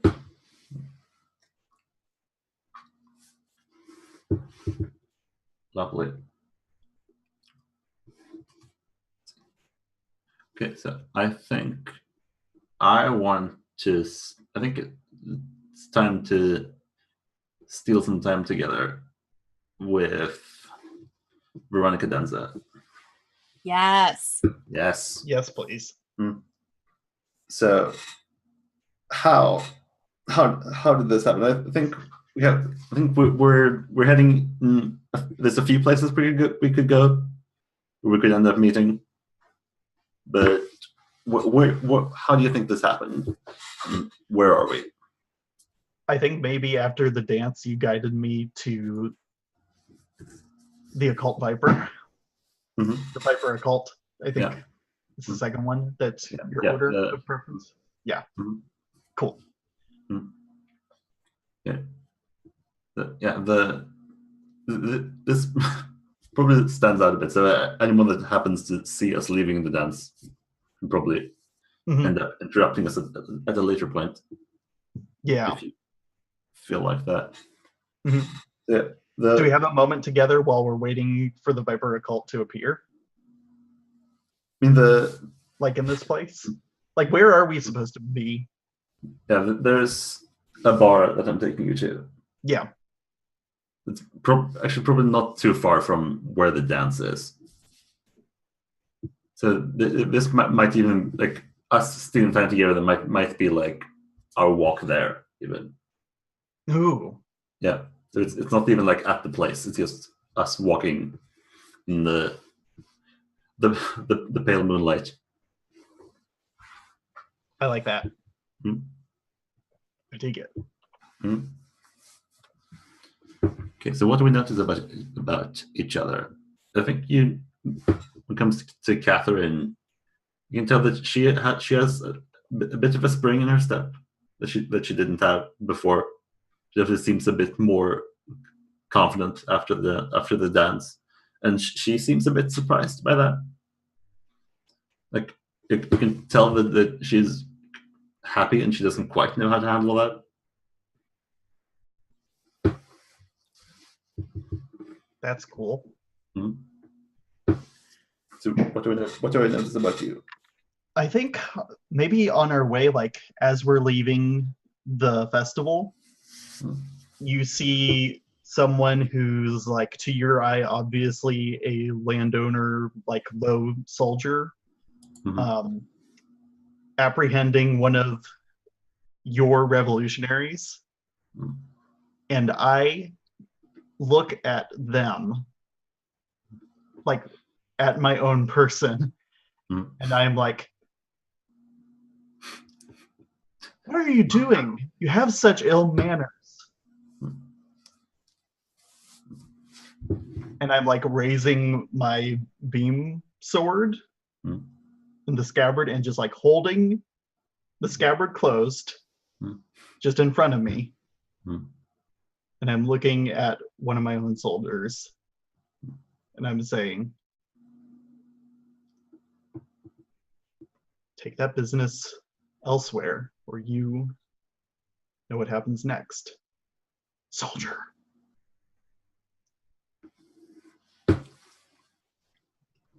And like the revolutionary is like playing for her life and stuff, and my soldier lets her go.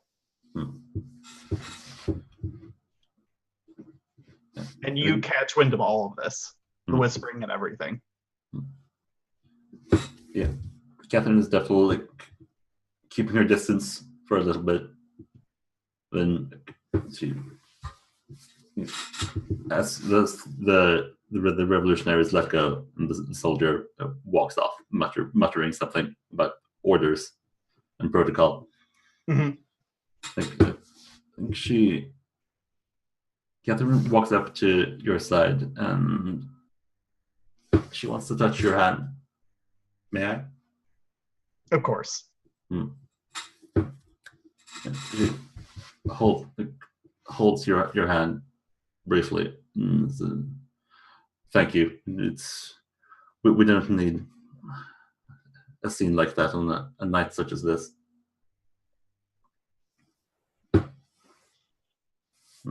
Yes, let's keep going. Yes. Can we take the scenic route? Do we have to be there? Well, you said we have to be there quickly. Well, I'm sure. She thinks to herself. Well, I'm sure that they won't mind if we take a few minutes longer. I touch your thigh, trying to like pull your hips closer to mine. May I? You may, but only for a moment, and then I withdraw to a less charged distance. She's not great with the whole intimacy thing. Gotcha. Yes. Let's be on our way.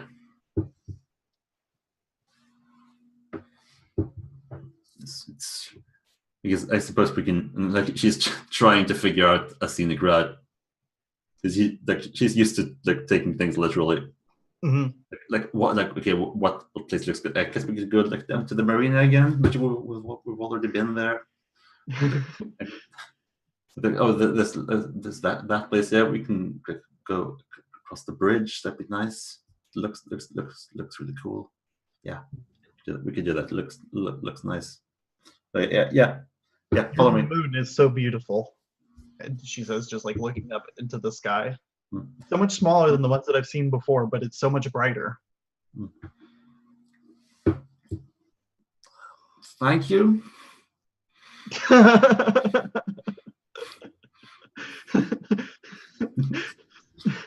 We try our best. It's a nice moon.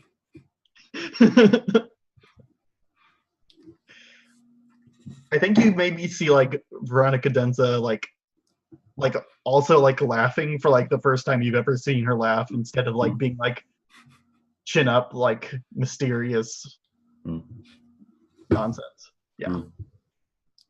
I think yeah. Catherine definitely smiles at that. Like, oh, they have feelings.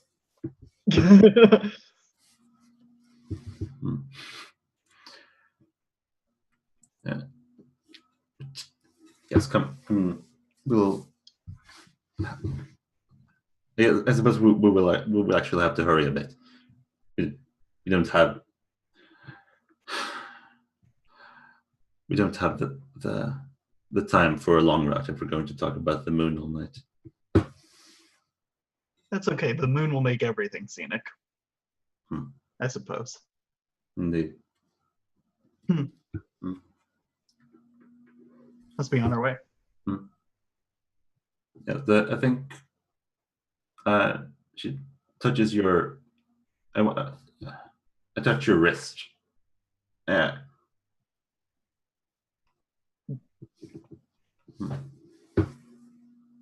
You may, but first I want you to like pull me somewhere that you think is interesting.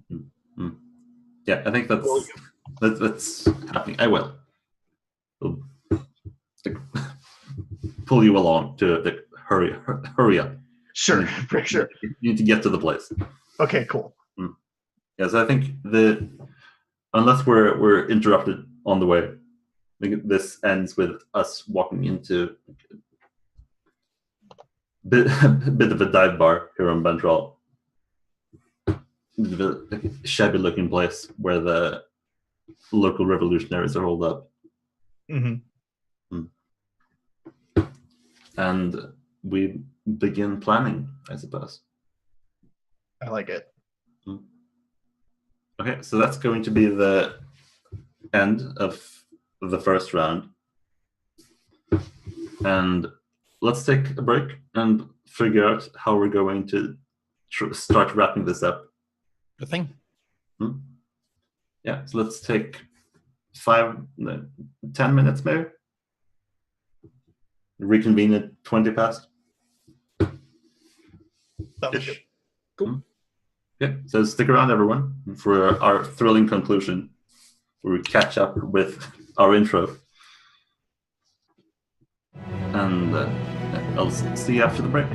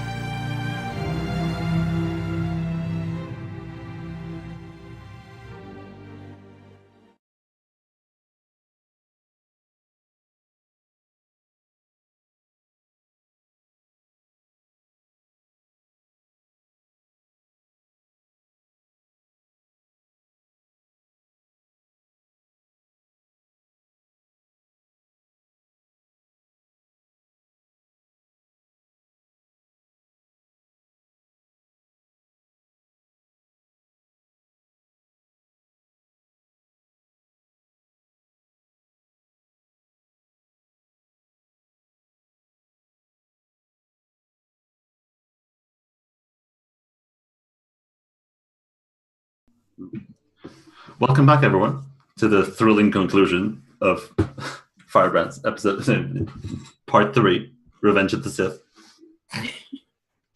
As we're trying to build up to where we started. And I think we've all decided that Lily is going to decide where we start.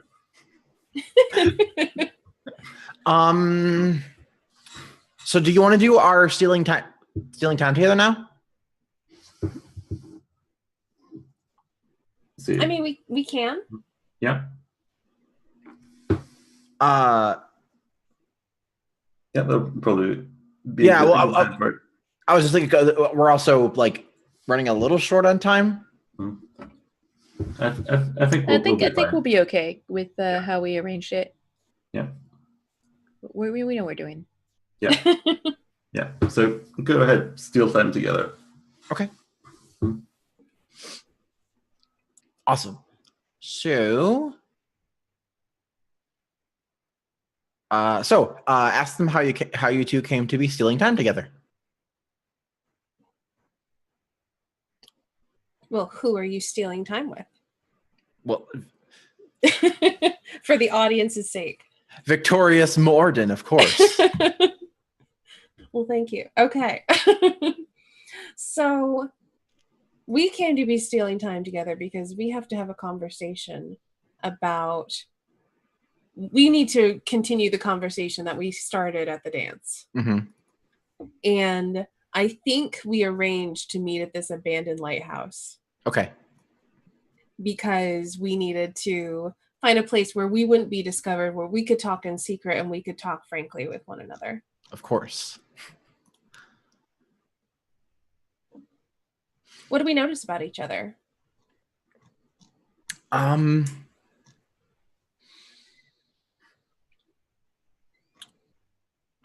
I think what you notice about her is like that, like the passion that you saw the other night is still there. It's like with like the looks in her eyes and like her movements as she like you probably like see her approach the lighthouse or like when she comes in or whatever. Like it's hard to tell if that's towing the line between passion and desperation. You've probably heard that like there was probably like whether she was involved with it or not. The Concerto family was probably involved in like another skirmish. This one was probably like revolutionaries. I think. Okay. I think probably the rumor has it is that they're like overextending themselves. So like they're like trying to fight a lot of fronts, and I think Quintessence has like realized like we can't do this. We have to like do a thing, and this is kind of like what she's trying to do. So yeah, I think that's what you notice and what you've heard. Okay. As far as me, I think really you haven't heard much except that I seem to have taken a liking to Bandrish. It's a beautiful planet, and I am unabashedly and unashamedly pleased that you didn't stand up this meeting, that you actually did come. Like a smug grin on your face. Tempered, but yeah. Great. Yeah, so I think I come into the lighthouse. I'm like, I think she's wearing her hair is like kind of it's down and like not like tied back or anything like it was in the chase or stuff like that, or like in the first scene we saw her in. It's just like down and kind of straight, like free flowing out. She's wearing like I'm thinking she's wearing like just I think she's probably like she's wearing her like piloting suit or whatever that they wear when you go into a mobile frame. She's been very busy, so like she's just in that. It matches the mech, so it's like white with like orange like highlights along it. It's very obviously you don't want a lot of bulk, so it's it's very slim and tight to her body, of course. And yeah, she comes in to the lighthouse. I think just like if it's abandoned and like old, I'm assuming there's like a bunch of just like stuff and like crates and like sheets draped over stuff and everything. So she just like finds like a crate and like leans against it and crosses her arms and looks up at you. I'm lounging on the spiral staircase that leads up. Oh God. Just kind of and I'm sorry, I make the worst characters. No, they're great. I love them. And I lift a hand at you and I say, "Sir Viceroy, how kind it is of you to join me here."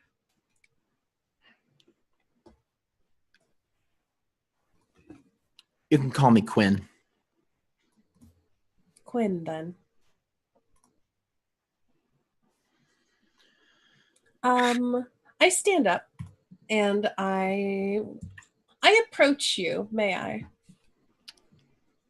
You may. And I say, "Well, Quinn, I meant what I said when I said we didn't have to be enemies in this." And what exactly will that entail? Well, If we're not enemies, then what would we be? Ally seems like it might be asking too much, at least on the surface. There are a lot of words you can fit into that part of a sentence. So suppose whatever it would be up to the details. Well, let me put it simply then.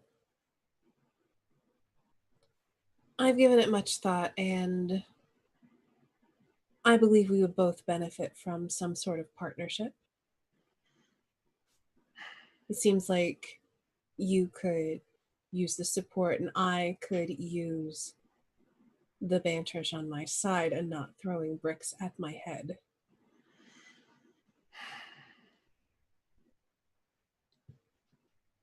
She like leans up from the crate,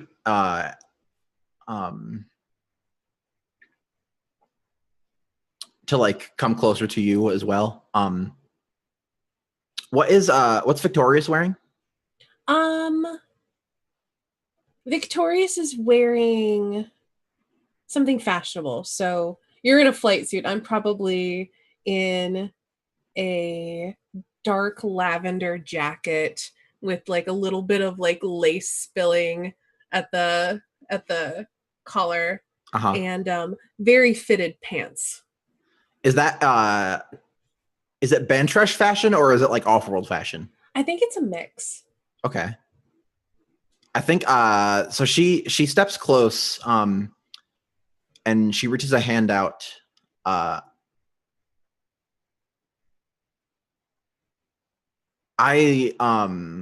loosen your clothing, may I? Describe what specifically you're loosening. So I think like on like the jacket and like the lace or like the little thing, I think she just kind of like pulls at it a little bit and then is like kind of like pulling the jacket off, kind of like not like pulling it off, but just like lifting it and just like appreciating it, I guess. Okay, you may. I think I'm just watching in kind of wry amusement. And she was just like, I think it's like the frill and like parts of the jacket over there. They're like kind of like Bantreshy, and like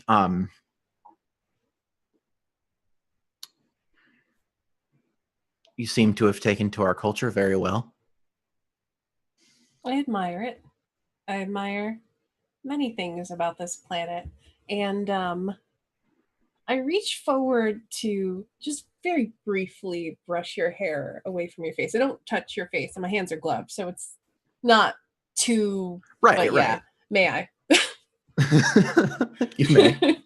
But only for a moment.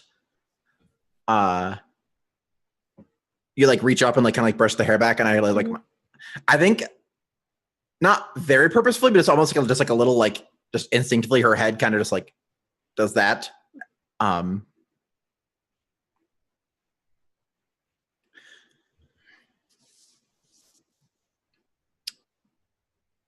So your company, your people would claim this place as yours.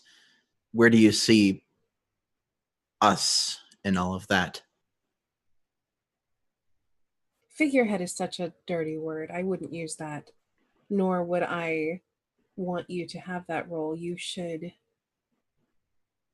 have influence over your holdings, should you not? You should be involved in these decisions, should you not? That's she like clenches her teeth and then sighs really deeply.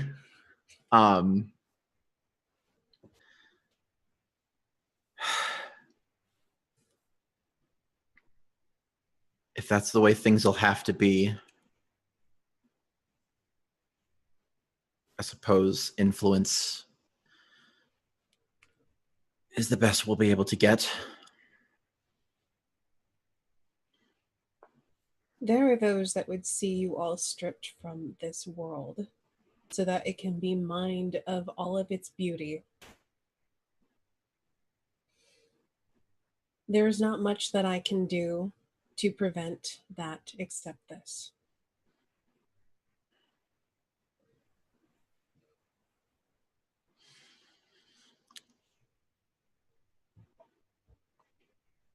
And I pause, and I think I take a step back from you, and I say, it doesn't end like this. It begins like this. I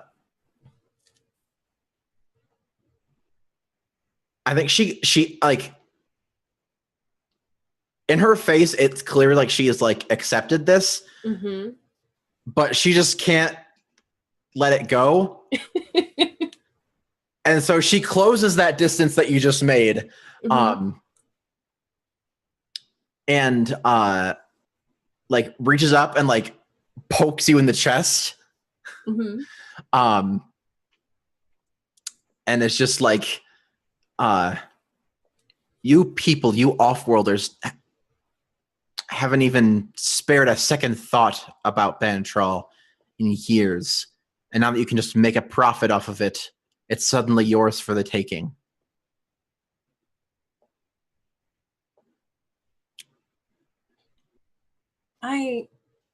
I sigh, and I don't know if you would be able to read it on my face because my face is so alien compared to yours, but I look a bit sad, I guess.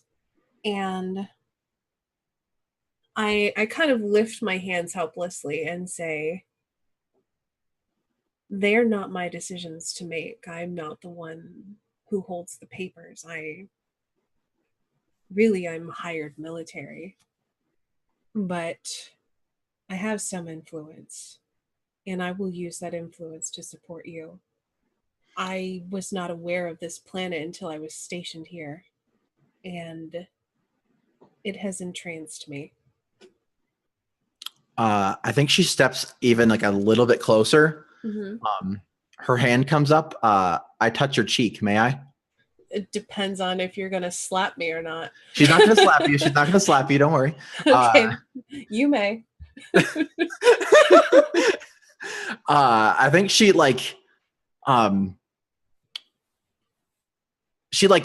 puts her hand up to just like, because I think you're like the first alien she's seen. And so she's kind of like feels like the fishy scales along your cheek down to your chin. And so like her finger like lingers on your chin.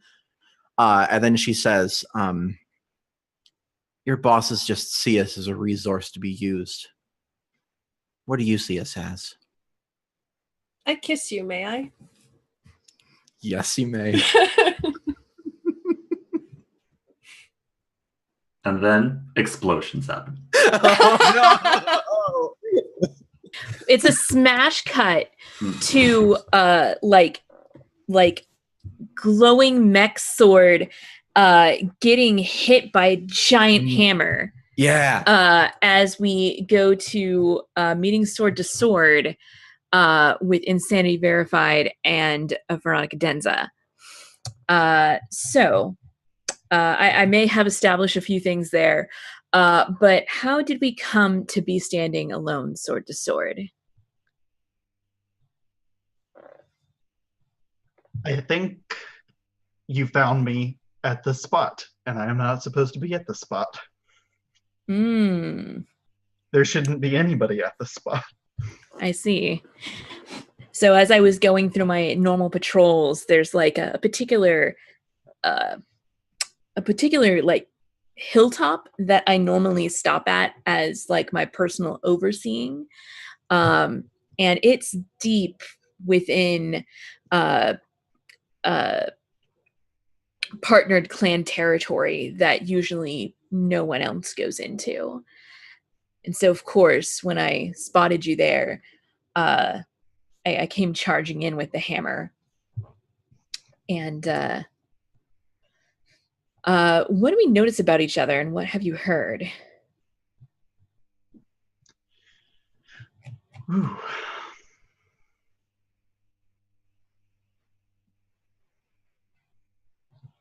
do you want to go first with that? I'm not sure. What you go with. So I guess I'll start with describing Check Prime, which is Insanity's mech. It's the verified blue, vaguely humanoid shape. Its arms terminate in cannons, but it can like retract into a hand, and because that doesn't make any sense in real life, but that's how mechs work in anime. Mm-hmm. So like instead of having like a glowing light sword, it wraps its hands around a handle that terminates in like a glowing light hammer, basically. Mm-hmm. That of course it makes no sense for it to be projected out in it's a hammer form, but we're not answering that question. And so it's also got like rockets on the back, but it's not clear if they're like propulsion rockets or like weapon rockets. Mm-hmm. Maybe they're both. And I think really the only thing that you have heard is that the Czech Prime is not only the leader of the Blue Czechs, but also the strongest and absolutely most just intense fighter of the entire clan. Absolutely. So you want to know about me, huh? For sure.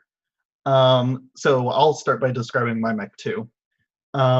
It's flooded with like red orange like accents on dark black paint that maybe like occasionally bleeds onto the accents sometimes, maybe showing a little bit of disregard to aesthetics, almost like it was inherited or something. The big feature is that there are these like mini rocket suspended like hooks or something that are attached to by like cable, and the cable is normally loose, but the rockets could move and tighten it. It also seems like the hook could retract onto the cable to like hook something in its grip or something. And I've got the beam sword in one hand that mirrors the beam saber that I have outside of my mech. I wonder if that's the only way I know how to fight. Maybe I was taught sword play and not like other kinds of fighting, like fist fighting or something. That would make sense.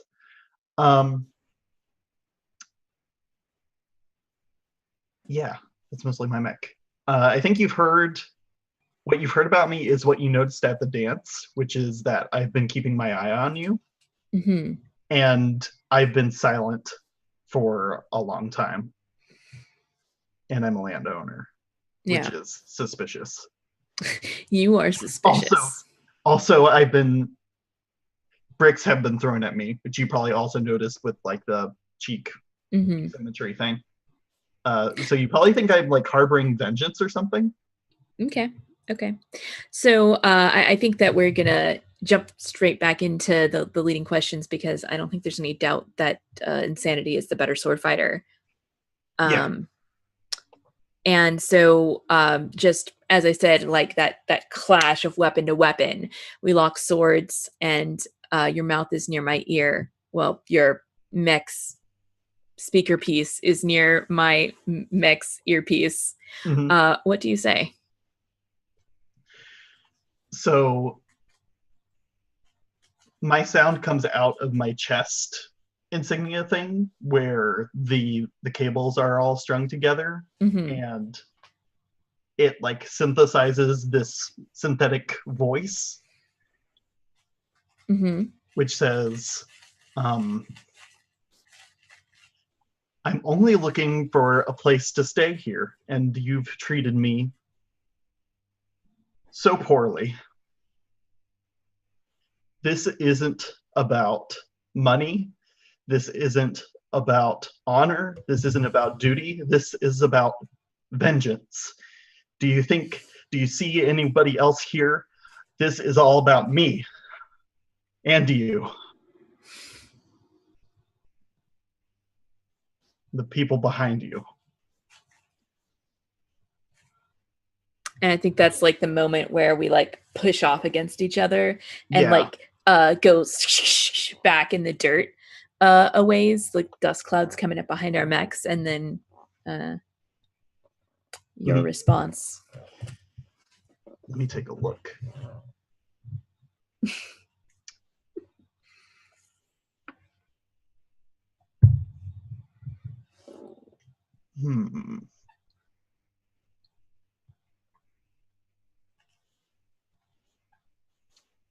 I pretend to falter and dip my blade. Do I draw you out, or do you recognize the ploy and hold steady? I think I know the answer to this one.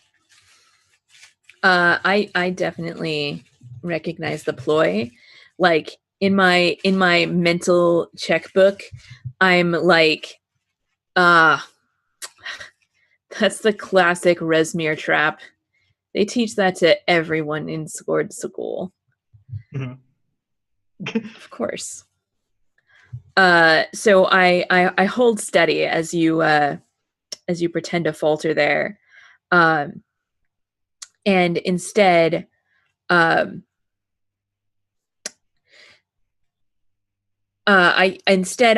circle slightly and then I thrust at you and you barely turn it.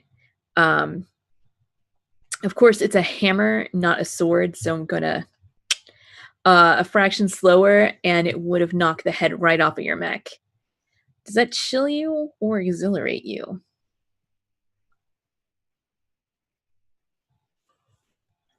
I think it chills me. Because I'm not in like a I'm shivering in fear sort of way, but it's like death stare obscured by mech. And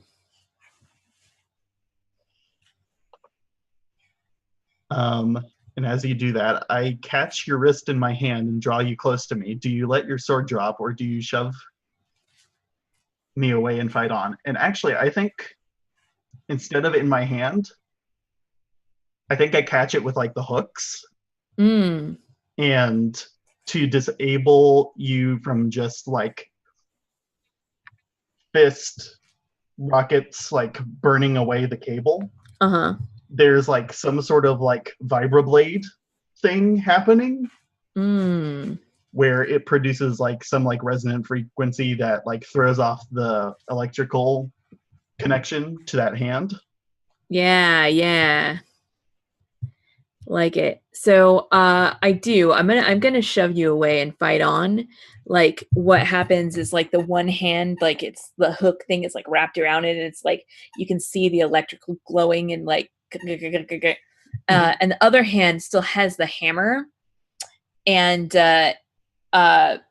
she smashes like right at the connection between the cable and your suit, and it just shears it right off, and it like goes flying.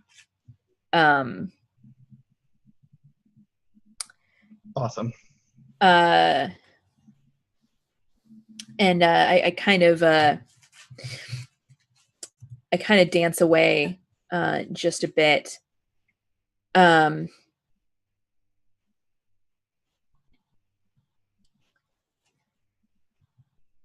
then I think it's my turn to pretend to falter. Having just thrown you off, I stumble a bit, pretending to be have lost my balance, as the chain goes flying off from my wrist, and it's still kind of like faltering just a little bit. Do I draw you out, or do you recognize this as a ploy? I think you draw me out because I see this as a moment of weakness for you, so I'm going to seize that opportunity. Definitely, there's this cut to as soon as you step in for it, like the inside the mech look where she's just got this shit-eating grin on her face, like you just stepped into my trap. Mm-hmm. Because this works every other time I do it. Yeah, definitely.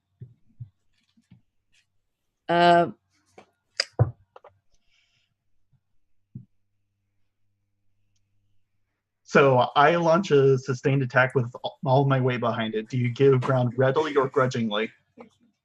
I am going to give ground grudgingly. Then I am going to seize the momentum and the initiative and drive you backwards. So you come pounding into me like bam, bam, like against like my hammer driven up, and all of a sudden I whip the hammer around, like drawing your sword wide, and just like start like crippling blows to your shoulders. And if you fail this throw, the last one just knocks the head right off the mech, disabling it. Or you can allow yourself to be driven back. I think I'll throw. Let's have fun. One is heads, two is tails. That's tails. Yeah. The head of the mech goes boom, ding, ding, ding. But it like, so this is where we see is it heads towards the town. Like we follow the rolling head, and then we catch the city and the harbor in the distance and the iconic tower of the lighthouse. And just as your head like stops moving, that's when the lighthouse explodes. Mm-hmm. Because this whole fight took very little time. Yeah. I think like as the head winds down and like depowers from being disconnected from its power source, mm-hmm. there's a specific chime that plays to signal that it's lost power. Like doo doo doo doo doo doo. Whereas when it turns on, it's doo doo doo doo doo doo. Uh-huh. Yeah. And then it explodes. Oh, that's brilliant.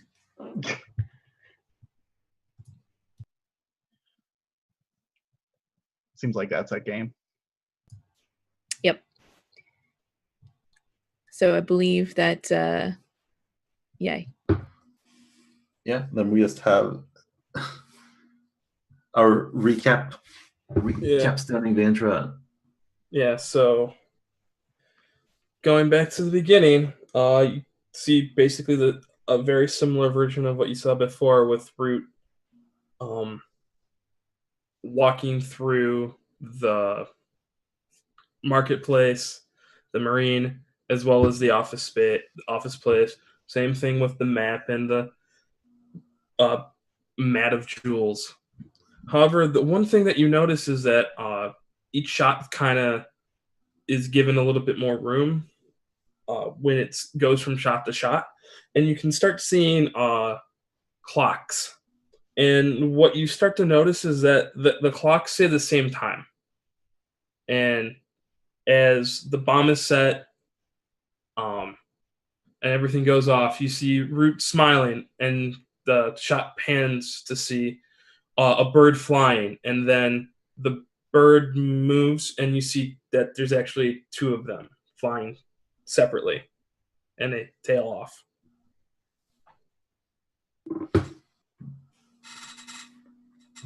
That's it. Okay. Beautiful. Okay. Yeah. Cool. Yay. Good.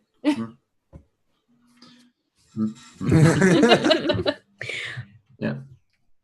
So how do we think things go for Bentrell in the near future? Ooh. the revolution begins to like storm the city, and there's just been this big explosion downtown, and there's a bunch of important, probably very hurt people. Yeah. The landowners are divided in who they've sided with. So how do we think it ends for Montreal?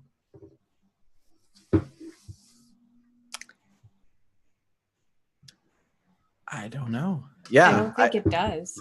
I wonder if we see to find out what happens at a later date. We always say that, and it never happens. I know. Every time. I do kind of like just leaving it up in the air, just because of how like many sides this has. Yeah, Mm. I can't give an answer to that. Yeah. I mean, I feel like we just did like the first episode of like a 4-part miniseries, Yeah. right? Mhm. Like this was the spark, and now stuff is happening. Mm-hmm. Yeah, this is like everything leading up. This is like the opening bit of Lord of the Rings. Mhm. Yes, it's like the actual films. Yeah, exactly. Mhm. Uh, This was very good. Yeah. It always is. Yeah. It always is. Yeah. Mhm. I think this is the game where I've seen the most intrigue amongst the factions. Mm. Probably because like this is definitely the largest game I've played. Mhm. Yeah. Same. So. I mean, I'm always trying to date outside my faction. That's my It's the first time my character hasn't been the one being seduced. thing. Oh man. As soon as you did the chase, I was like, you know what? Like, I gotta go down this road. That's it. Yep. Okay. Yep. Oh, that was good. It's real good. Yeah. You can never have a grudge that lasts forever in Firebrands. I've never seen it happen, and it just won't. Grudges, they just turn into relationships. Yeah. Mhm. Yeah, just flips around. Yep. Of course, that's just how it works. The best. Oh man. Yeah, cool. Thanks for playing, everyone. Thanks for. Thanks following for along. drawing us all together. I know. Yeah. Thanks for inviting us all. It was great. Yeah. Had the urge to run some Firebrands again, or play some Firebrands again, rather. And thanks to Eric. And thanks for Eric for being able to put all 6 of us on screen at the same time. And eat all your If food only, while God. you just put everything on the table. Right? If only we could actually be there. Fuck. Mhm. Thanks. Oh my God. That'd be Yeah. sick. Good. Thanks, everybody. Yeah. Yeah, I heard you had another game in half an hour. Oh my gosh, really? Mhm. Wow. Busy Eric. And I'm gonna go catch some sleep. Good deal. Yep, same here.